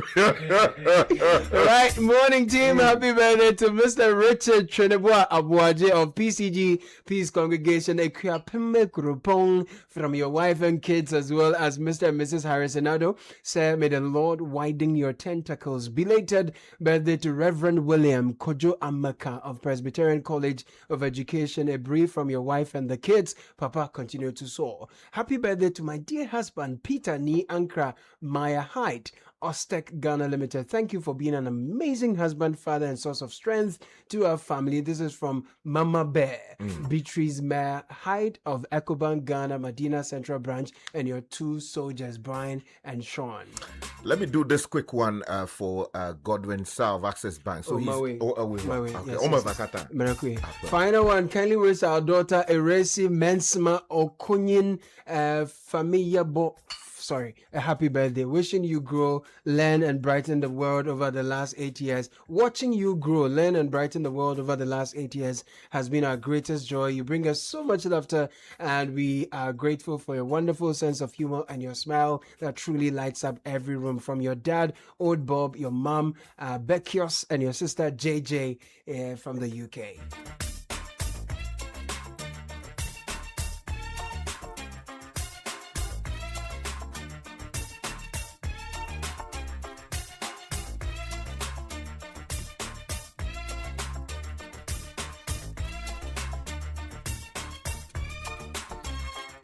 Wow, 7:48. So many things I could do today. I'm not even sure where to start, and I'll tell you why. There are many angles to what we do, and there are many changes we can make with the media we have. True. And we always have to balance between telling people what's happening in the world around them, what's wrong, but also showing them what we can use the medium we've been given to do. Correct. So we are not here to always talk about problems. So even though every day people send problems to us, our job is not like every day regurgitating problems. Yeah. I've learned in life that the key to success in anything is balance. Right. Even with the way God created the universe, one of the reasons why things go bad is when we interrupt the balance. Right. So he made us male, female. Correct. The sun shines, the rain falls. Solid. Right. So there's always a certain balance you need. Sure. And I want to just urge people to also approach development and the nation with a sense of balance. All right. So I say this because every day I get emails of people. Yesterday I got a very long complaint from a gentleman about something happening at DVLA. Right. And we've received lots of articles about different things not working in society. And whilst all those things are important and we were touching on them, people need to send them. People also need to understand that media's job is not just to obviously every day say, hey, road is not working, street light not working. The other question is, okay, so what is working? Okay. Right. Now, if you only focus on what is not working, it will shape you to become very cynical. Right. So it's important to always try and find out what is working. And not what is working only from the point of what is government doing. We are, when you listen to the radio sometimes, you feel like the country is full of just government not performing and people being disappointed. Yeah. But no country runs like that. Because even in successful countries that you admire, they have their own problems. No, that's not one. There are people. The country's success is made up of people working. Yeah. In addition to government leading. Right. Do you understand? People must work. Then there's also the idea of people's attitude and their mindset and their behavior. True. So I just want this morning to urge listeners to have a sense of balance around both the media work and also about what it takes to develop a country. All right. Now, of course, you must list the things in order. You need strong leadership, visionary leadership, selfless leadership. But you also need citizens with a certain mindset. True. Okay. And I'm using this to do a certain angle. I met a man yesterday who complained bitterly about his workers in his shop and how they keep stealing his things. So I met him in the shop very late in there. Sometime, he was, you see how those days an old man would take paper and pen, he's doing his own calculation. Reconciliation. Then he will put his hand on his tongue. And I said, why are you suffering like this? He said, this is the third person he's changed. Wow. Every time he stocks the goods, he have one story or the other. And he says, he doesn't know what is wrong with Ghanaians. Young people say they want work. When you give them work, then they are stealing. Sometimes they'll say the things stock. Meanwhile, he has a camera there. And he knows something is lost, this thing. So now he has to come and do reconciliation himself. All right. So he said, can I find somebody for him? So I said, I'll find you someone. I said, you know what? We have people we know we go to church and pray with. But when you give them work to do, there's nothing church or prayer about the work they do. So I was saying, maybe we have, as a society, we need to look at what we teach people. Because you have people who, and I'll come to Apioko soon, I'm just doing something briefly here. You have people who religiously follow a certain so-called code. We take them to school, nursing school or medical school or wherever school, or wherever we take them, and then we put them in a shop. And they can't be trusted to account for 5,000 cedis worth of goods. You get it? And this guy says he's changed 3 people in a space of like a year. Oh, young Ghanaians. Young Ghanaians. Some of them, they came with nice stories. And now they are stealing. So this old guy, they sit down, they do. He's using. And the guy said, what are you doing? He said, I'm doing. And so I bought something, even getting coins. Charlie, basa. I said, you should be home by now. He's not he's a Ghanaian. Right. But he was born in a different, like, he was like, Charlie, your people, why? You know, and I was trying to tell him that Charlie pray. I said, Charlie, basta your people. I felt shy as a guy. I said, Charlie, why? It's embarrassing. You know, and you go to a shop, maybe a big shop, and there are Ghanaian tellers, and there's a Indian or Lebanese or Chinese guy sitting there supervising them because the Ghanaian cannot be trusted. And I think it's not right. You know, I think that we need to work on that. I feel like the Alpha Hour, NSPPD, we should spend 1 month talking about truth, telling the truth. Being honest. Yeah, we should, you know what I'm saying? Like beyond praying for child, praying for marriage, we should dedicate 1 month and say, this month, there's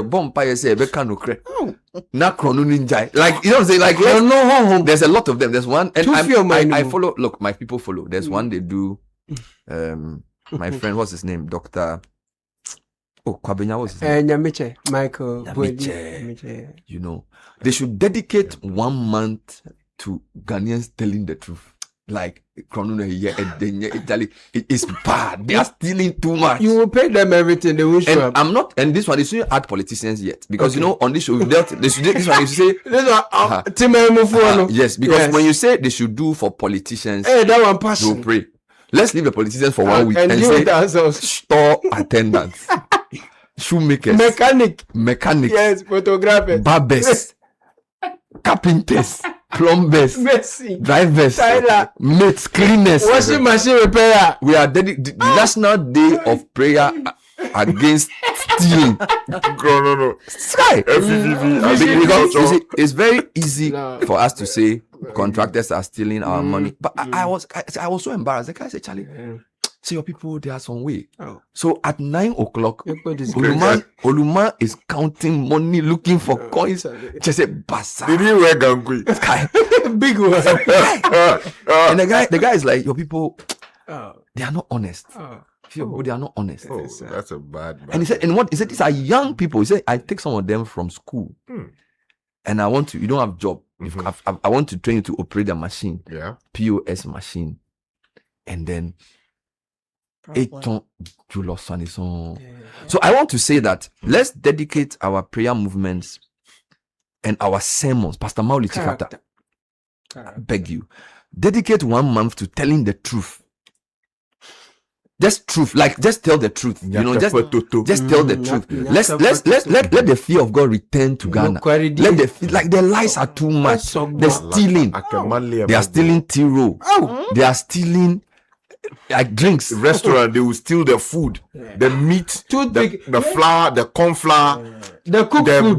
They will hide it. Everything they will take it away. I was very, very shy. So I'll come back to this, but in the sense of balance, you know, they said Jesus healed 10 people, and only one came back to say thank you. Just one. So what we've done is that we found the one. Yes. We believe that when you want to train people to live a certain way, you must balance carrot and sticks. Nice. So I have children. Yeah. Sometimes I take out the ketiku. Sometimes I say, if you pass, I'll buy you a new football. Sharp. Yes. So some of them, when you take the cane, they work. Some of them, when you say, I'll buy you football, it works. Good. So we also believe that sometimes we must show what is working. Am I making sense? Good.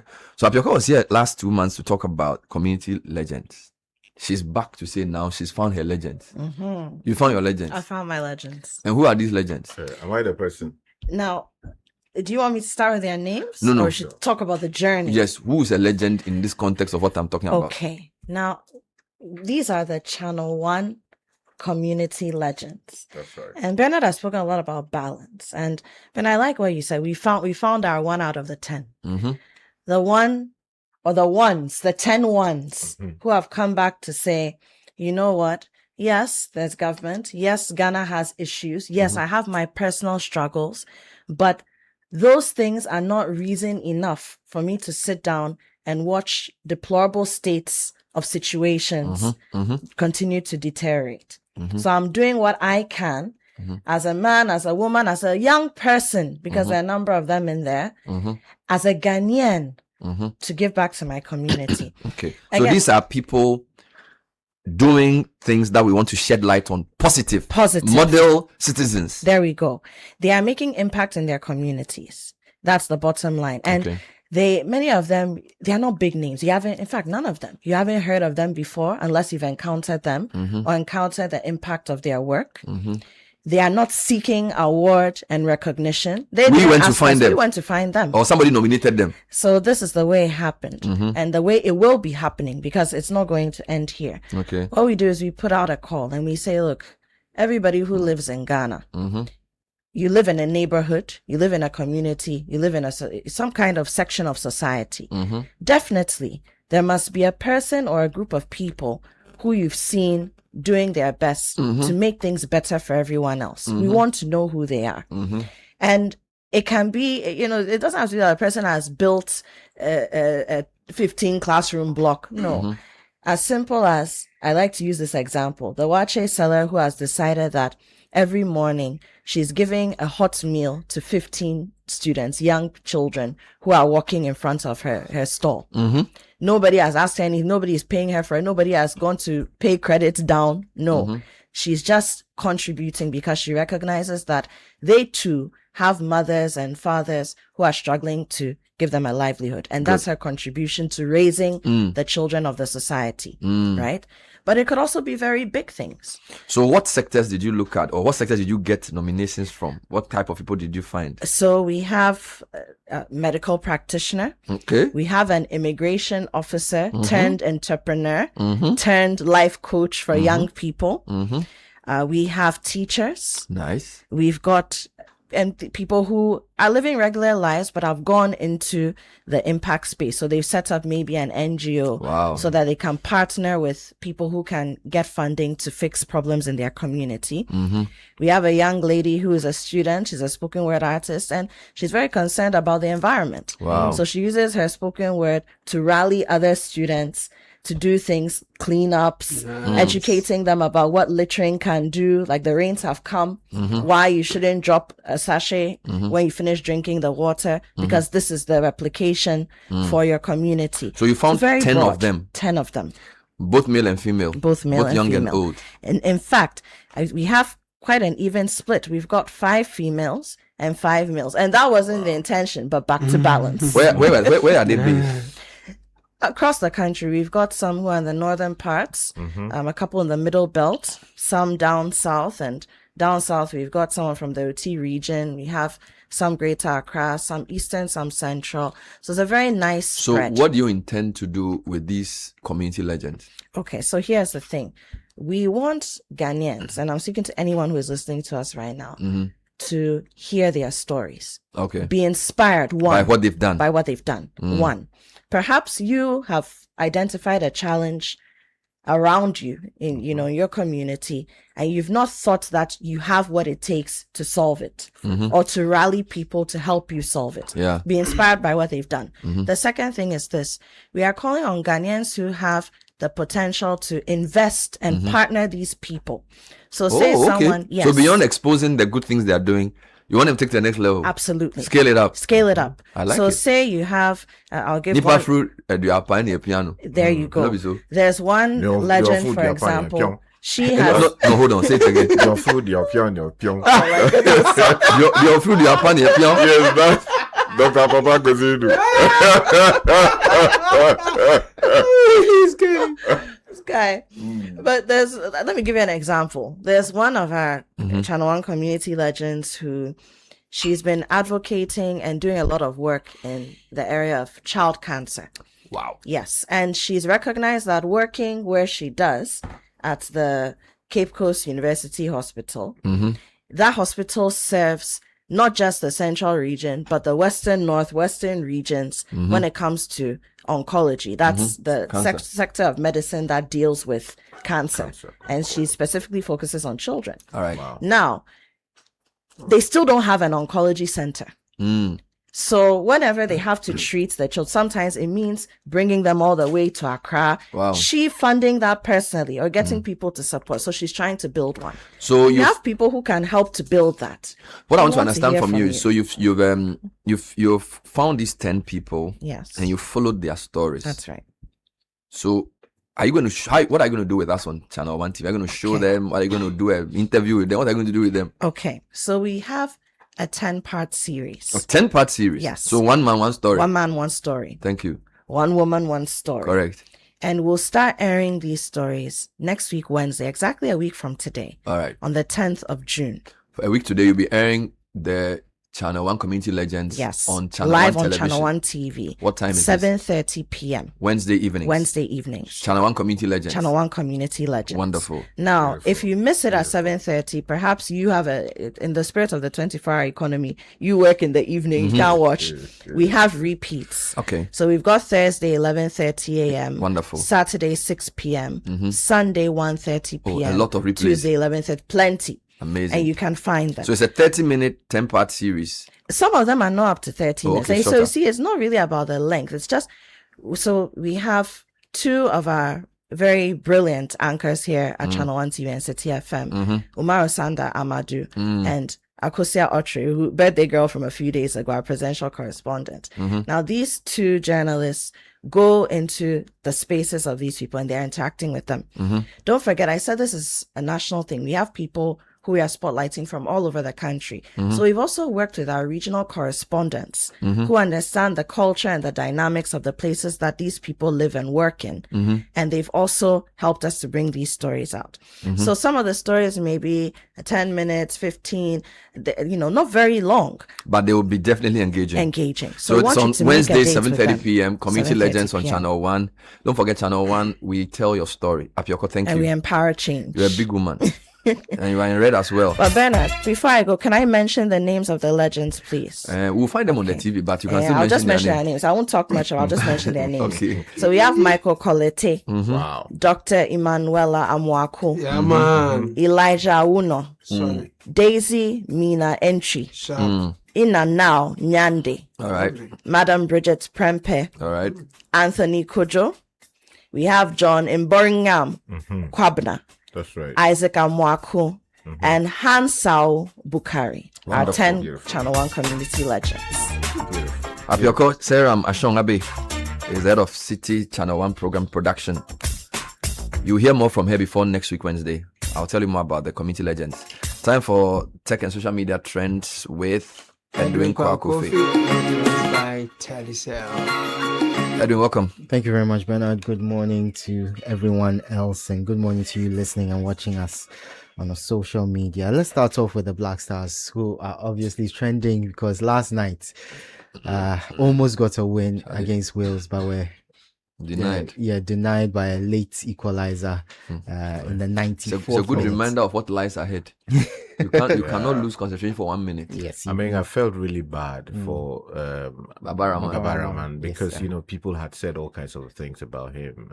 Is he the one they are blaming for this? Yes, Of course, because everybody he was knows. beaten easily by the player on the He didn't right. stay with the man. He didn't stay with the man, Oh, and so then sorry. the cross came in, and Wales equalized. So on social media, Babaraman is top of the trends because people are dealing with him online. Let's catch him some slack. We don't know where he may well be mentally. Charlie.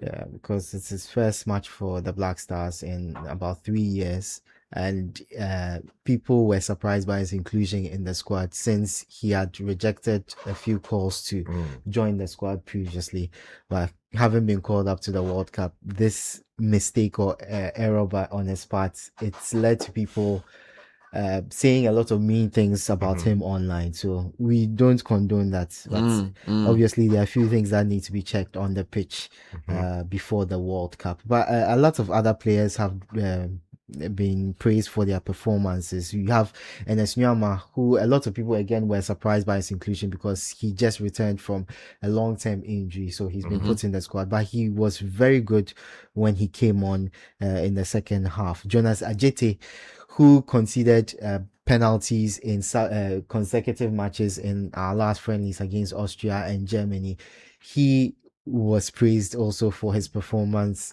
last night against Wales. Very good on the night. And also there's been a rekindling of the goalkeeper conversation. It seemed as though Benjamin Asare was number one, undisputed number one heading into the World Cup, but Atizigi's performance in the first half, people were he did very well. He did very well. Yes, he did very well. Wonderful save. If it wasn't fatigue, would have been 2 goals down. And Asare is the one considered a goal. Asare is considered a goal. But not his fault. It wasn't his fault, but obviously once he concedes a goal after his reputation of being was good. Yes. Even Atigi playing out from the back, he was very confident. You could tell that his performance would give the coach a lot to think about. And then also for the speak some for the defend what's the name, the goalkeeper Asare. That header was slow and it was fast. Right? Yeah, there's nothing for any top goalkeeper, it will be a huge challenge. Yeah, it definitely wasn't his fault. But, I mean, he's conceded, people are saying.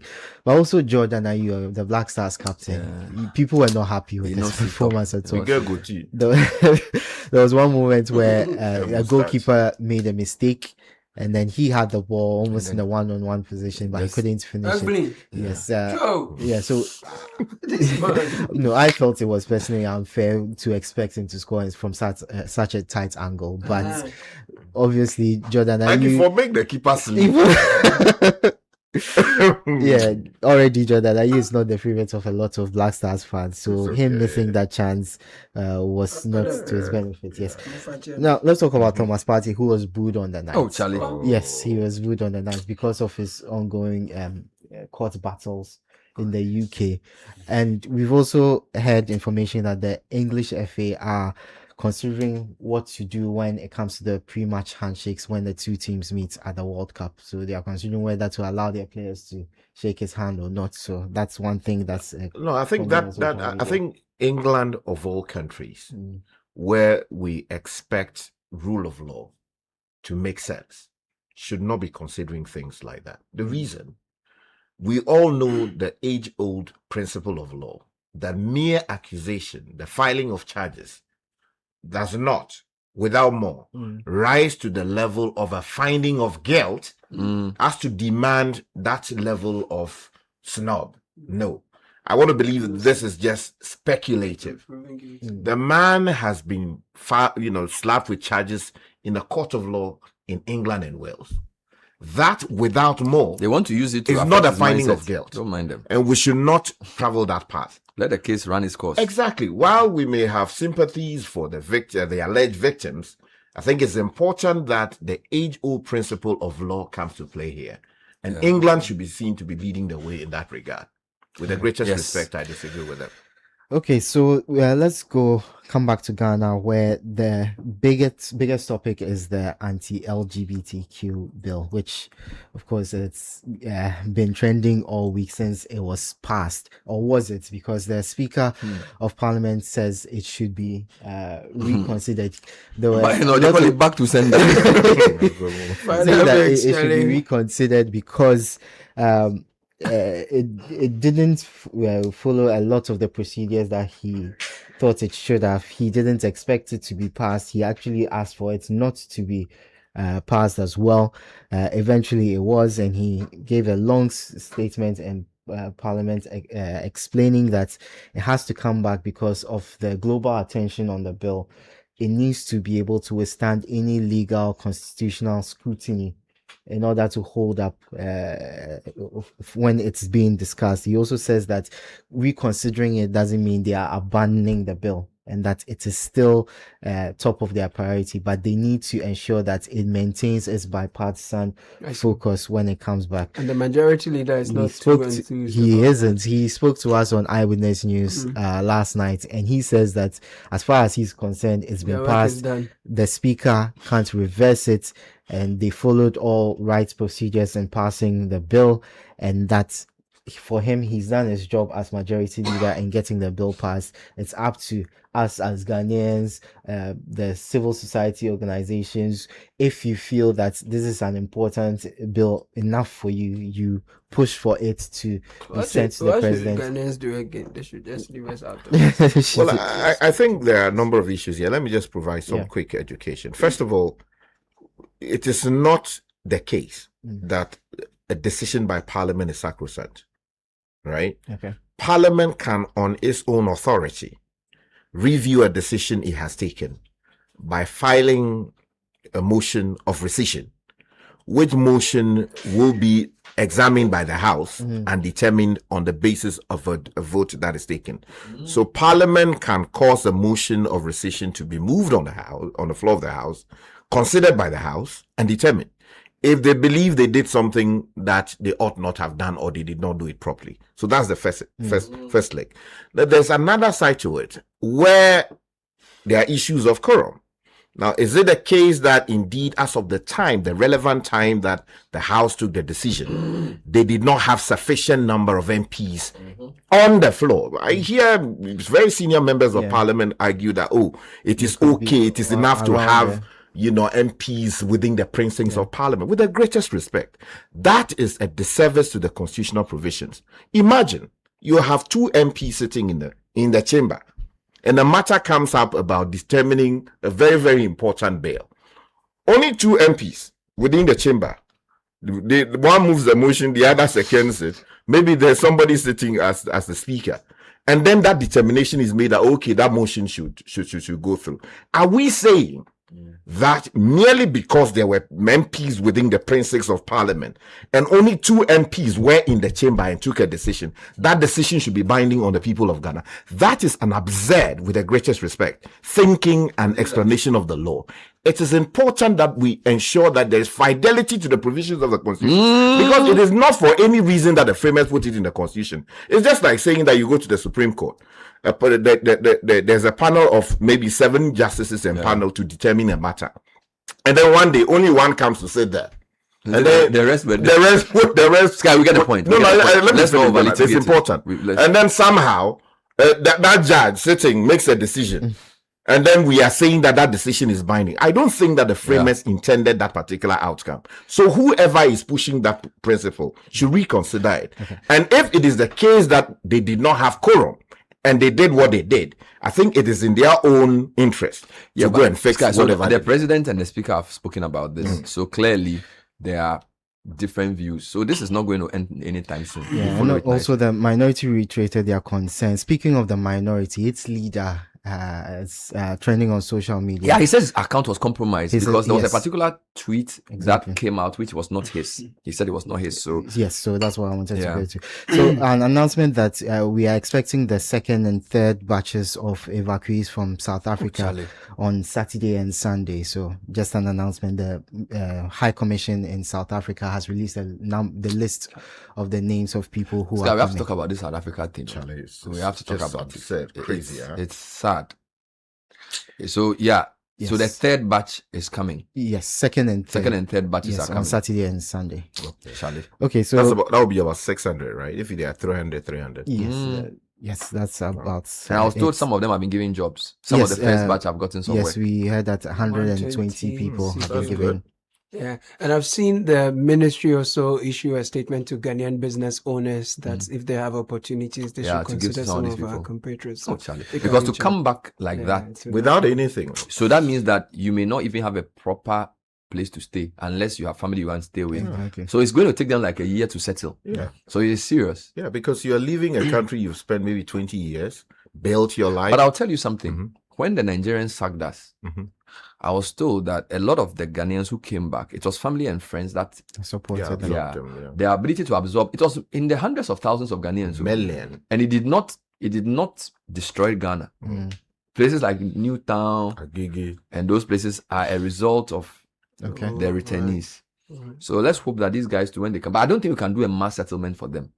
I think their families can absorb them. Unlike the Nigeria and the Ghana must go, where there were so many people.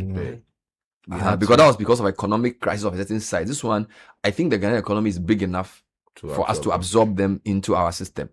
And so it means we are stronger now than when 82. And also, it will be important we identify the relevant skills many may have, and then find out how we can help them. Exactly. And unfortunately, the economy is in a better position now. Good.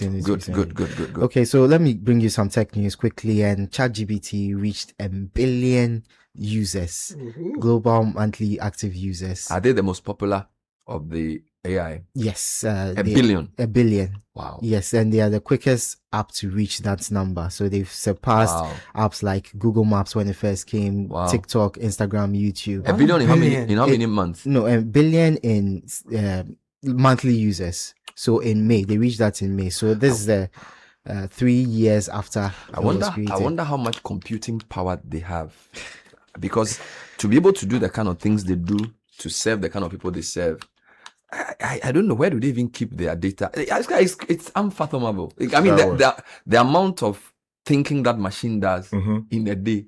Yeah, so you know what I'm saying? How much? Because you need power. Yes, you need a lot of to power. do that. Yes. So I'm wondering how they're able to sustain it. Well, that is why data centers are in big demand these days. Because a lot of data would have to be processed in real time to come up with some of these calculations that produce the results we see. So that's why many countries, many individuals, private individuals and companies are investing heavily in data centers. With data centers, some of these companies sometimes... But we also need reliable electrical power.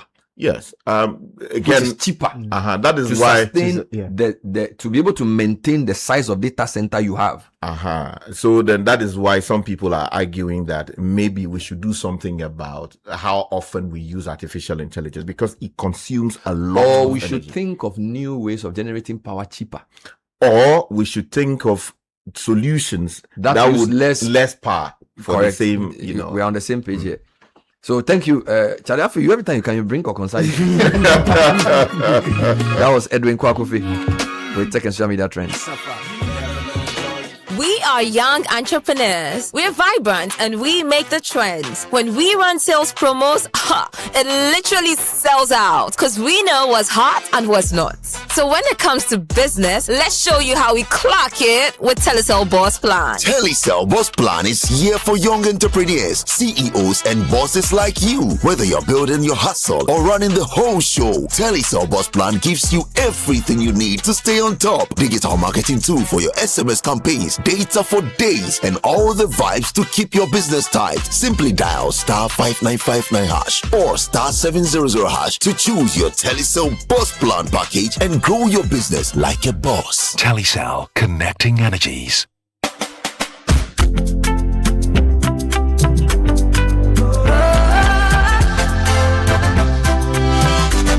From the heart of Africa we stand, building dreams across the land. Every step we take your side, helping you rise, taking you higher. Strong as a group, close as a partner. Bank of Africa lifting you higher. African Bank with global reach. BOA make your future glow. Strong as a group, close as a partner. Bank of Africa lifting you higher. African Bank with global reach. BOA make your future glow. BOA, we go there for you night and day. Strong as a group, close as a partner. Bank of Africa lifting you higher. When truth is stranger than fiction, and myths spring to life, and the shadowy mysteries of a long-forgotten era become your present reality, your imagination will usher you into a realm of head-spinning reality beyond what the mind should know. Amane Adisa of Monsters and Gods. Download from the Akraba app now on iOS or Android.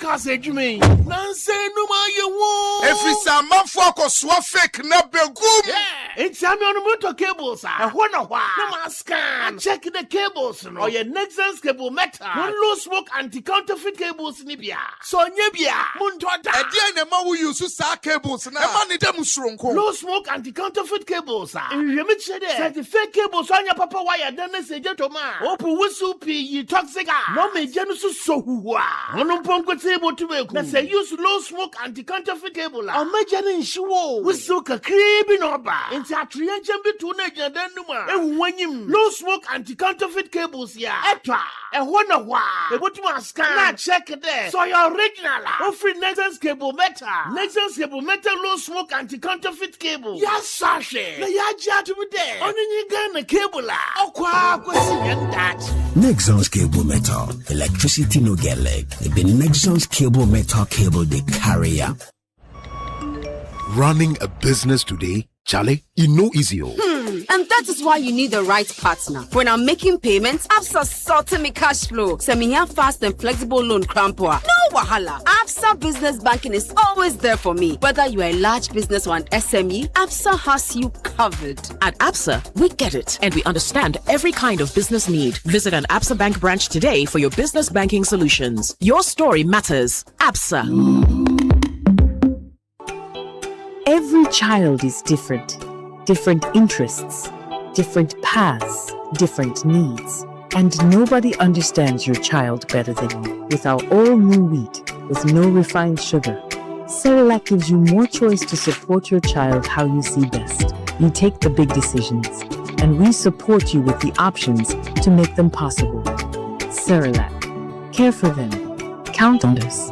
This advert is FDA approved. Looking for a location that gives your business a competitive edge? Dawa Industrial Zone offers world-class facilities, direct access to major trade hubs, and a thriving business ecosystem. Whether you are setting up in the manufacturing, logistics, or services, our ready-to-use industrial spaces and supportive policies make expansion easy. Visit www.diz-ghana.com or call 055-20-40,000. Dawa Industrial Zone, where businesses thrive. Unleashing the power of relevant radio.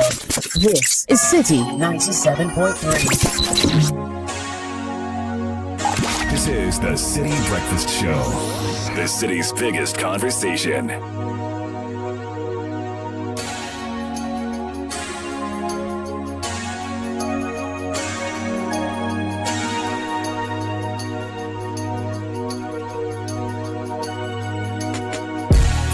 Abrabo nyina ne wana monto asetram konim die nyina down so so say one can't my etire de so die mpo Kakra and from the who but they are when you and start anya man so and say let it do can manifest than see any my foot to it was to turn the back wow see how they slack worry about all the things that they lack. Young, gifted, and black. Gift a gap and I rap. I suppose I should clap. Give thanks and give dap. Put my son on my lap or run a victory lap. Opportunity knocks, but we too deaf to hear. Put to death our fears, bring to life our dreams. We out here, we don't adhere to regular rules. Our mama's fasting and praying for us circular fools. With some reckless dudes, lost for shoes and Jews. New chucks, custom made of such golden stews. Mysterious life, Nancy Drew shared no clues. Curious knife, stabbed us, now we bleed and bruise. Confusing wants with needs. What I want and need, a house in Tresaco, a villa, and not down with jets. 26 minutes past the hour of 18. This is the Citi Breakfast Show. Zenith Bank says stay alert. Shine your eye when someone claims to be calling you from Zenith Bank. Fraudsters can sound professional, confident, and convincing. They may ask you to confirm your account details to help resolve a supposed problem or secure your account. Remember, Zenith Bank will never ask for your PIN, password, or OTP, or one-time password over the telephone, email, or any channel. If a caller asks for this information, do not share it. End the call immediately and contact Zenith directly on 0542 000 111 or 0302 680 884. Shine your eyes, spot the fraud, stop the fraud. A message from Zenith Bank in partnership with the Ghana Association of Banks. We out here, we don't adhere to regular rules. Our mama's fasting and praying for our circular foods. With some reckless dudes, lust for shoes and Jews. New chucks, custom made and such golden stews. Mysterious life. Now, life has a funny way of showing up uninvited. 1 minute, everything is fine, no drama. The next time, reality hits differently with hospital bills, emergencies, and expenses showing up. That's why Ayo annual cover got you covered with just a yearly premium of 159 Ghana cedis, 50 pesos, or 264 Ghana cedis, or 396 Ghana cedis for yourself and each family member. You get up to 16,000, more than 16,000 Ghana cedis to support funeral expenses, and up to 322 Ghana cedis and more daily hospital cash benefits per night. And yes, you can even add up to 6 family members from 1 to 69 years to your policy. Signing up is quick and simple, so log into your Momo app, go to financial services, select insure, tap on Ayo, then choose the package, follow the prompts, and you'll be good. Dial *928*101# alternatively to sign up. Inquiries for inquiries, WhatsApp us on 0596 918 235. Follow us on socials at Ayo Ghana. Ayo, because you care.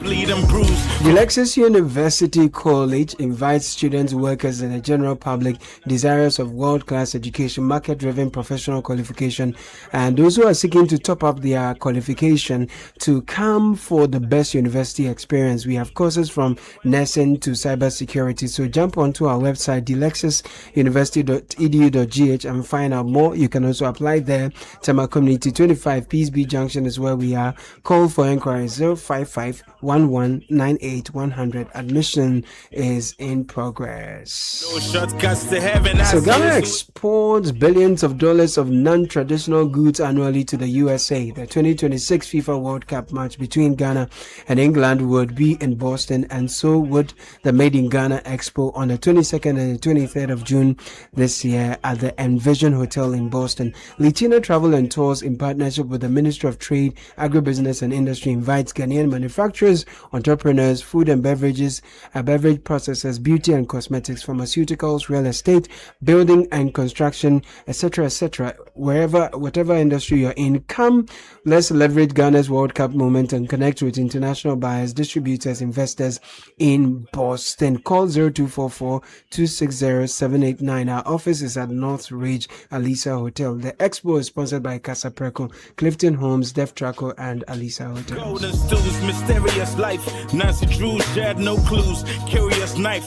All right, now we need to inform you that the Citi Business Festival is happening this month of June, and today we have a very, very important topic: the state of business in Ghana, opportunities and realities in 2026.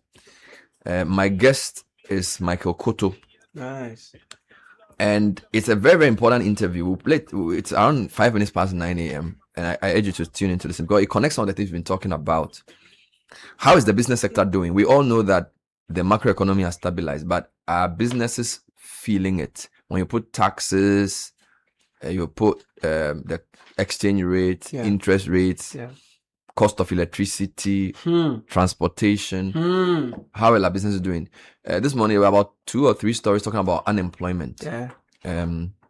One evidence of an economy that's growing well is absorbing labor. All right. So it will always be one of the outcomes we expect from an economy that's doing well. True. So we look at the reality of doing business in Ghana. Right. He will deal with some of the issues around taxes, and all the other things, cost of power, cost of internet, all those things. Now, I'm saying this to remind you that the Citi Business Festival is brought to you by Citi FM and Channel 1 TV in partnership with Absa Bank. Solid. And it's sponsored by MTN, Zonda, Tech Ghana Limited, and Petra Trust. And it airs on Channel 1 at 11 a.m. Right. And then it's on Citi FM at 9. Right. So we have about half an hour for a few minutes to get there. We are also urging listeners to sign up for the Management Bootcamp. It's an executive education program we do as part of the Citi Business Festival, where we leverage our strength in the marketplace and our strong network of high-profile academic and business leaders to deliver a 1-week state-of-the-art, very bespoke executive education, which covers about 5 areas of management. I'm sure he can explain. I think it's human resource, organizational leadership for this year. Yes, I want you to give me the 5 areas or the key areas of focus. This year we have, as usual, strategy, competitiveness, and market leadership. So that's the first one. Second one is leadership and organizational excellence. Third is customer service and market relevance. So correct. We are talking about using customer experience as a competitive advantage. Yeah. And then in the new age of the digital influence, we are talking about brand growth and digital market influence. So basically brand growth strategy through new media. Correct. Then we have technology and intelligent decision making.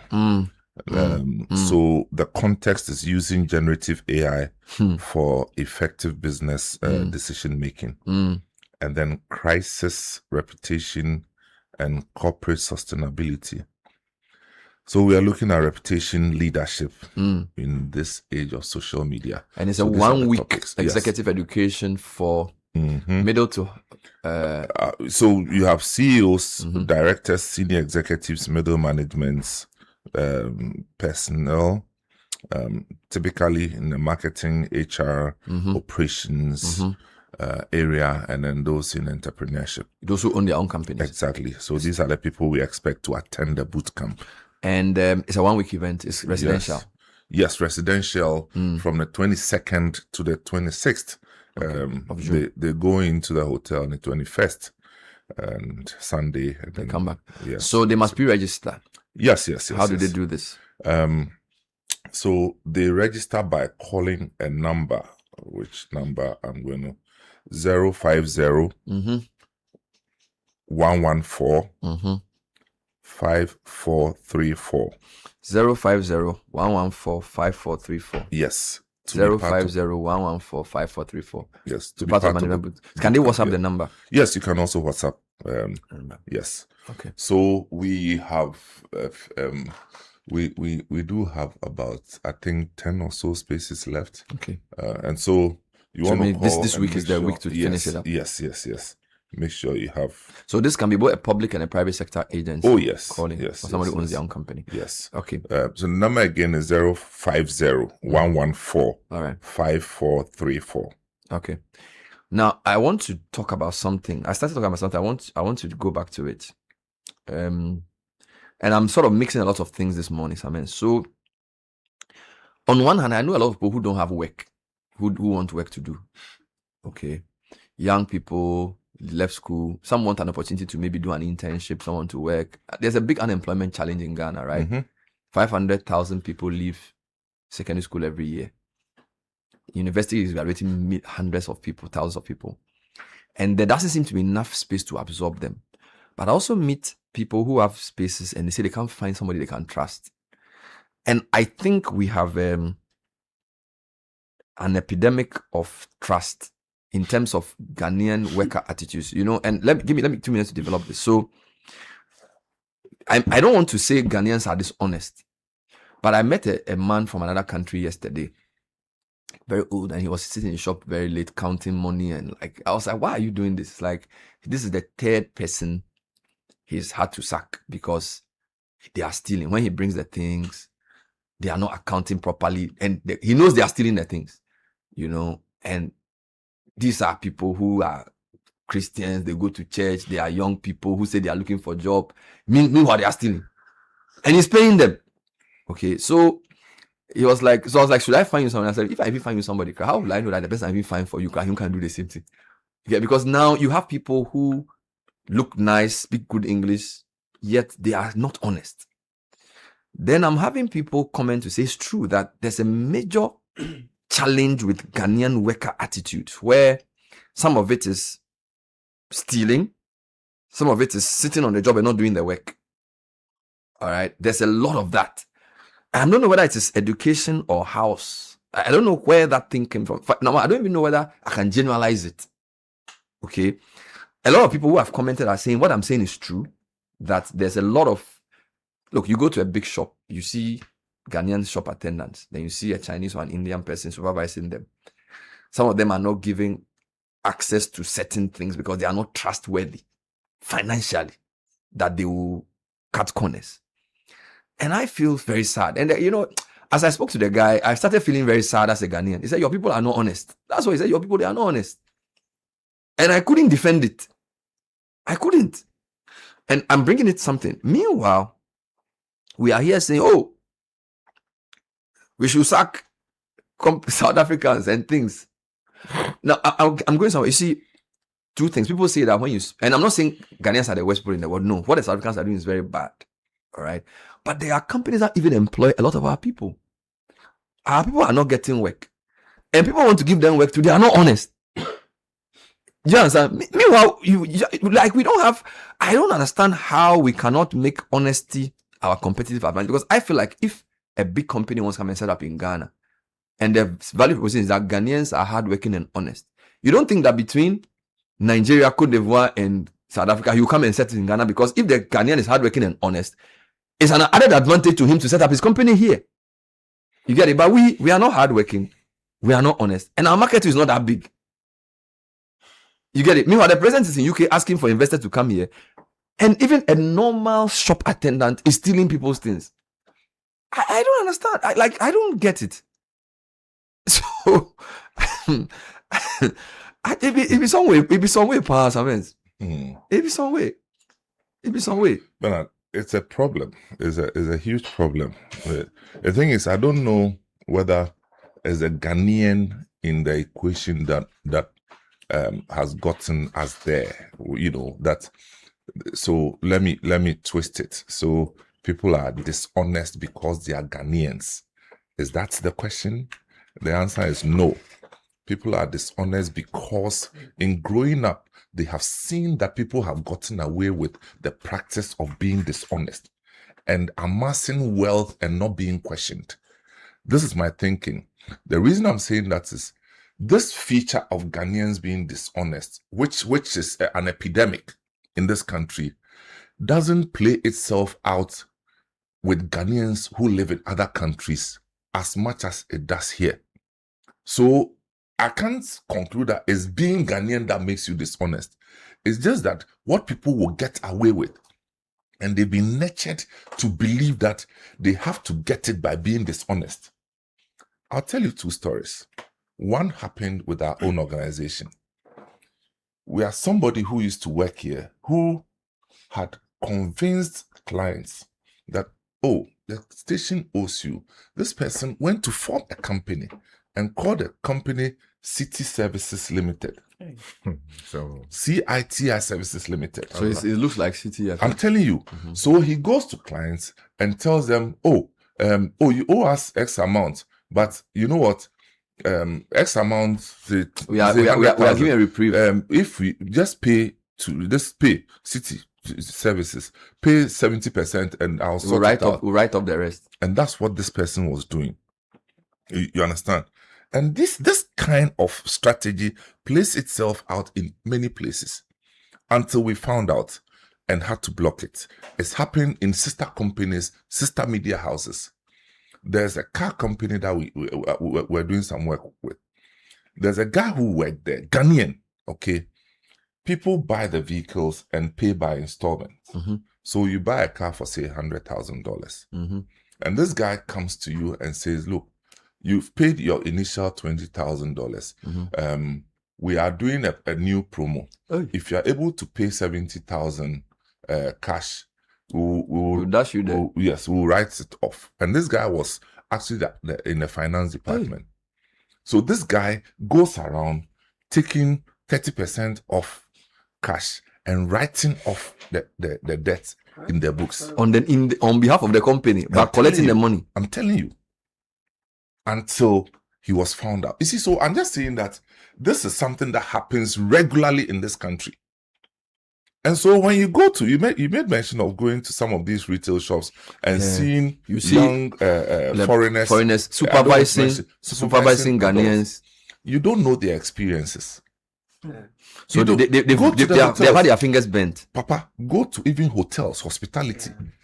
People can even steal bread and put in their panties. No, I am telling you, I'm not making this up. So how do you expect people to come and employ us and trust that we will deliver? Let me stay with you. You see, you made a point about they seeing it happen and people getting away with it. And that when they go to other countries, they don't necessarily do that. I agree 50% because I also feel like the home environment, because sometimes when you were young and you were going to school, between your mother and your aunties, there are so many things that you won't even dare to do because if they hear about it, you are in big trouble. No, it's not they hearing about it because I've seen what was done to somebody who did the same thing. Exactly. So my point is even at my age, I don't like watching movies. Because I ran away from school to go and watch a movie. Bantama Rivoli. I'll never forget. The way they dealt with you. Bantama Rivoli. Bantama. Rivoli cinema. Okay. I was in a socialized school. I ran away. Class 3. And go and watch. Bernard, that time we're doing morning, afternoon. So that was cool, yeah? So you went for morning. So I went to watch the thing. And then by the time we got out of the movie hall, our morning people had closed and our teachers were passing. They just grabbed us like that. The following morning, the last meet ended up in the hospital. Hey, I'm telling you, class 3. But military school, you think somebody is coming to beg for you? I'm just saying that if people get punished for doing this, but stay with me. What I'm trying to say is that this example you give talks about the socialization and the culture of the time, where the school said, how can a class 3 boy leave school and go and watch movie? What kind of nonsense is this? I'm sure when they call your mother say, of course, don't beat him till he dies. But at least they will call who? My point. So what I'm saying, that they won't call anybody. The next time they saw me, my mother is a nurse. So by the time they saw me, I was in a hospital with blood oozing from the back. So we are not saying that they should do that. But what I'm trying to say from your lesson is that there's a certain home socialization that has also created. Because if a child can go to school and be given apple by his parent, or if a supervisor invigilator can condone copying in an exam, what I'm saying is that there's a certain breakdown of the moral compass of society beyond consequence. Do you understand? And because I'm saying that Samuel, and I don't have any problem with prayers. I'm a Christian. I pray. I'm saying that if you look at the way we socialize people, where now we are in mass prayer movements, we are all very religious, we are clapping and asking God to help us. And yet a lot of those people are dishonest. A lot of those people steal. Don't you think that there's a certain missing link in, we are being socialized in a way that sees God as some supernatural provider of solutions, but there's no consequence for not being honest. So people can come and do their 24-hour prayer finish, yet they won't account for 1,000 cedis of goods. That's my issue. Okay, so I'm saying that socially, there's a certain tolerance for stealing, a certain tolerance for illicit wealth accumulation, which is, I think, is behavioral. In the I don't put it. It's beyond.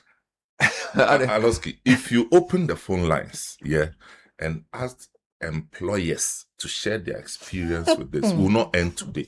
I'm telling you, people are chronically dishonest. You understand? Is that the correct word? Yes. They are so dishonest that you employ the person, you give them opportunity. The first thing is that they think you are stupid to have employed them. The next or thing they think is you are taking advantage of them. Well, that's another angle. But the stupidity comes first, because then he thinks that this is my opportunity to dupe this person. Go to those who are doing large-scale farming. Bernard, you weep. They are also experiencing that. You weep. Farmer. The farming, You go there, they will tell you how the pig died. The person told my friend that all the pigs died. How many? There were 25 pigs. When the pigs died, the guy set up another pig. No, my friend said his own, it was cattle. And he said 300 cows have died. And when he said the 300 cows have died, there was no public announcement. He said, I didn't want to worry you. So have you seen evidence of their burial? Pascal, how can 300 cows the evidence is the one that he has set up. So what the other year I bet to be? Yes. We'll be laughing about these things, but Bernard, it's so sad. Yeah, but I'm saying that because you are saying that because we are not punishing enough, we haven't have enough systems that punish stealing. A lot of these company a lot of these company owners you talk to, they have systems in place where, for example, here if you steal, you'll be dismissed. Okay, so I feel like they are. No, if you steal pen crap. Yes, but I'm saying that a lot of these friends of yours or these company MDs, I'm sure they also have punishments for stealing. No, you see, so I don't want to isolate them. I'm looking at a country culture. That's what I'm saying. That the culture of stealing and dishonesty, I think, is the home, the school, and there are religious bodies who have not emphasized on honesty enough. In addition to your point about society. When you were doing your MBA, you did a globalization course, right? Yes. And in globalization, we have country cultures. And you will notice that, and that psychology people too will talk about it. In Ghana, there are some strange cultures that characterize who we are in employment. Right. You understand? A Ghanaian has no respect for time, generally speaking. A Ghanaian thinks that they will always have a second chance. A Ghanaian believes that he deserves to be the boss, even though he has not invested in himself. If he doesn't deliver, your anger surprises him. Yes. Your anger surprises him. Like, why are you so angry that I didn't? What's your problem? Yes. So see how these features are showcased. But where did we get it at from? our service Maybe delivery areas, stories. like the hospitalities. Go to the filling stations, see the fuel attendants.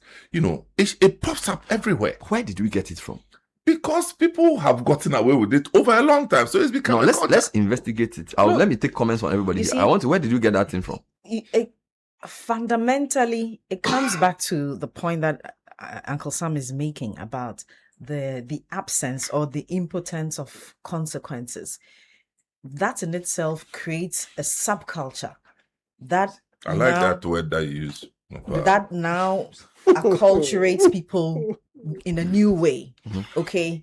And there are also social cultural, socio-economic things happening. Okay. The economy is getting tougher. Opportunities are becoming more difficult.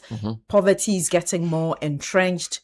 So when you have that mix, so that situation plus the absence or impotence of sanctions and the desperation that comes with this situation, people become more daring to take some of these risks, to steal and hope that they are not found out or damn the consequences. It's a risk. Okay. So for me, these are ways that we adapt sociologically, because so that the set of the mind is survival, and then psychologically we'll create some of these justifications, feigned surprise. All of it is behavior that would have been intended before the expression of that behavior, as in the conduct. But don't the people think that you said something about the desperation for jobs and then the economic consequence? But my point is, let's assume you are desperate for a job and you just finished SHS and they give you a job. Don't you think that desperation that gave you the job should force you rather to say, oh, let me do things so that I will not be sacked?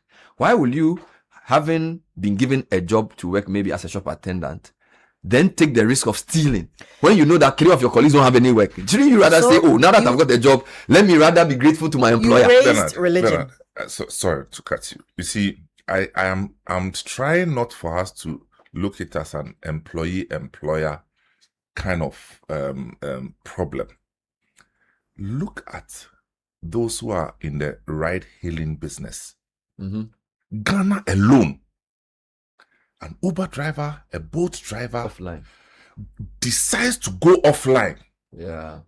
Because he thinks that their network, Uber they steal them.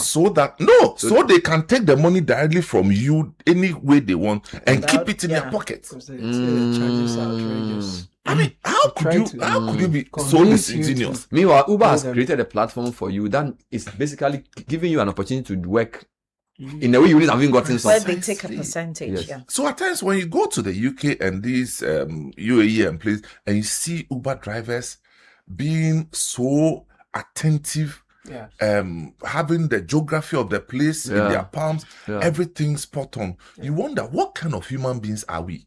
Caleb, read something for me. All right. There's a gentleman who decided he's going to close his shop. Yeah. I thought Kakra was. I just quickly wanted to. Yes. The point about religion that you raised. Yes. Religion, like many other ingredients of building society, have to serve a purpose. Now, that purpose, religion in itself is embedded in punishment. Okay, because consequences. Aside being sanctioned, there's a certain moral aspect of punishment affecting or what you did or the reaction of people affecting your conscience, for example.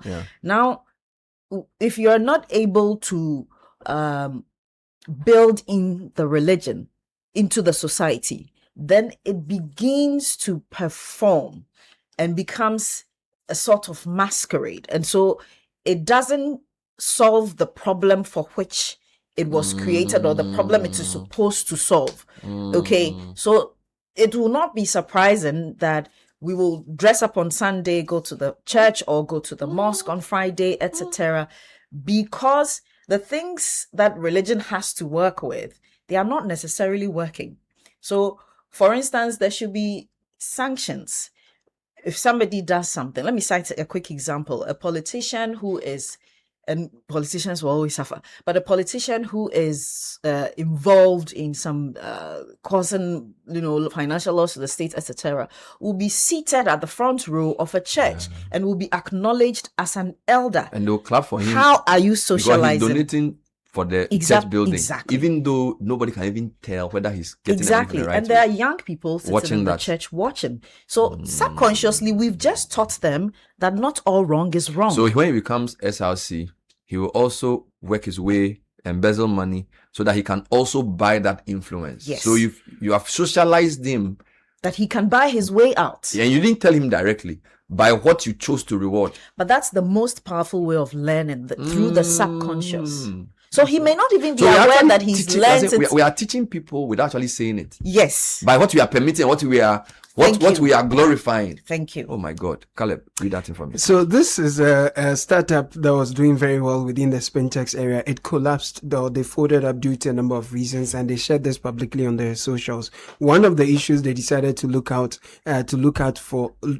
is staffing issues. It says it's high time we discussed the elephant in Ghana's room, staffing issues. We have to collectively come to terms with the undeniable fact that there exists a broken system with regard to employee attitude and behaviors. Despite our continual effort in trying to tackle this issue over the past 5 years, we experience a never-ending revolving door of dishonesty, lack of attention to detail, equipment breakages, and theft. Before an argument ensues in the comment section about underpaid and overworked staff, we will explain Jams Juice's employment strategy. So he then goes on to go give the exactly. It says we deliberately hired individuals who lived a few miles from the shop. This would provide employees easy and safe transport to and from work. We paid employees 50 to 100% higher than the national wage for restaurants. We provided staff with a 5-day working week and the lowest hours of any establishment with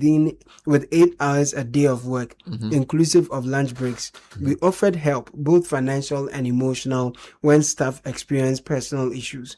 We had incentivized schemes for hitting target with employees, having experienced trips to Cocoa Beach, Silverbird, Cinemas, Abri, Blaze. Basically making life nice. Exactly. Then what happened? Yet they suffered a lot of theft, breakages, dishonesty, and people just not taking their work very, very seriously. So the company collapsed because they shut down. you couldn't- Among other things, they have I'm staffing concerned issues. about, because I feel like the staffing or labor is one of the most critical factors of any enterprise. That if you want to work, this company is the people who work here who make it. So it should be a source of advantage for a country to have highly qualified, honest, and professional human resource. Now, if we are agreeing that there's a dishonesty problem with Ghanaians, it's going to be very difficult for us to develop economically, because any entity that must make profit requires workers you can trust. So if you can't trust workers at that level, then you are not going to develop. And I'm saying that the same attention we pay to praying for God to help us, we should teach people to stop stealing. Bernard, We should declare. We should no, come here, give me. We No, should they are even doing it in the church, like, oh, yeah, they should teach. No, Baba. no, even inside the church, people are stealing offerings. like. Because when they say come forward, so we pray together, you have to carry your bag forward, because by the time you return, somebody. What I'm saying is, I see. This But the church is not. I'm not. No, I'm saying I see. You cannot solve a problem you don't admit. Yeah. I'm saying that this has gone beyond anecdotal one or two cases. Systemic.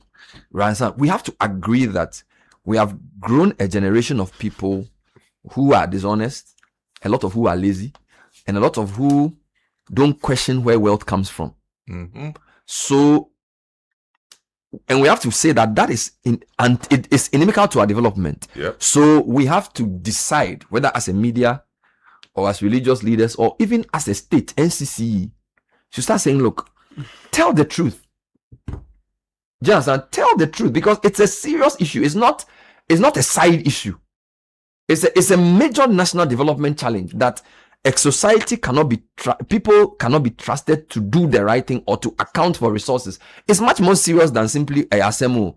We can never develop if we don't confront it. Bernard, we have to confront it. I have a message from a lady I know, Wilma. Wilma says, in the last few years, I've had to describe people in several circumstances as dishonest.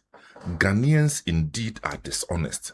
Tell Bernard to feel free to generalize it. It doesn't mean every single one of us is dishonest.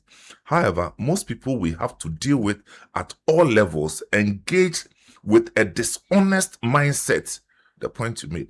And people just lie, sometimes for no reasonable excuse.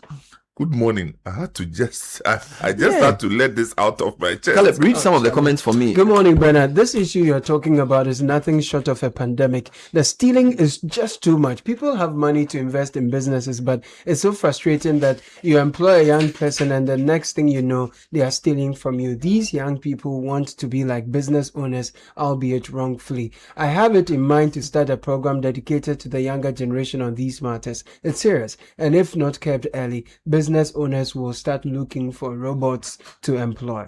Obia didi wanajuma ho, they say. You didn't add your name. Bernard, I need to add this. A whole finance or treasury department was relocated to India and the entire staff sacked of any organization in Ghana. This is serious. Please keep me anonymous. Okay, thank you. My brother's shop collapsed because the attendant oversold the items. Right? The attendants oversold the items. When issuing receipts, they put cardboard and write the amount they sold on receipt for the customer and write the real shop price on the duplicate receipt. Items were deemed expensive and customers stopped coming. Wow.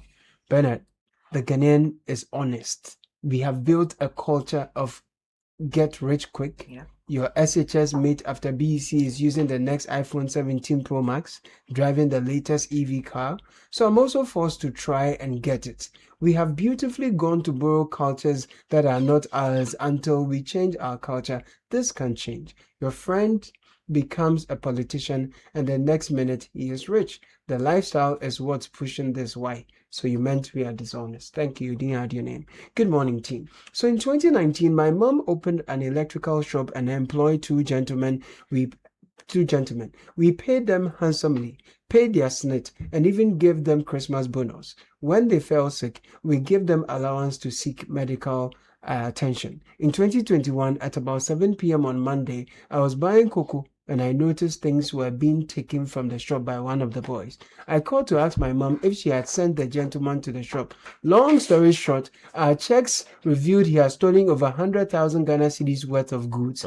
How he does it? When someone buys, let's say, a box of fun and we record it in a book, he will later add a 0 and make it 10 boxes and steal the 9 boxes. We got him arrested and we noticed he was paying connection men to go to France and he was scammed. Fast forward, the shop was sold to someone else and all we do now is wholesale warehouse stuff. No more. Okay. So guys, it even suggests that a lot more companies fail because of work attitudes than even because of like macro problems. What I don't know is what forum we can use as a nation to confront it, because I feel like, it's easy to discuss choke gutters and street lights because they are visible. But there are things we do as a people that we also have to deal with every now and again. And I'm not sure I don't know which platform or who has the mandate to lead that discussion. Because again, when you read our countries that have done well, there are attitudinal angles to it, right? So some of the countries that have developed in a generation, you see the culture of the place, you see the attitude of the worker, whether it's Singapore or Malaysia or Korea, there's a certain pride they take in the way their people behave, all right? My challenge is that we don't talk about it enough. If even it's us, we talk a lot about physical things, roads, bridges, corruption. I don't think we discuss attitudes and mindsets enough. I don't think we do. Yeah, Bernard, I think we've run out of time. I just want to make a quick point, and thank you for providing the platform to discuss the matter like this. It's important. These are soft issues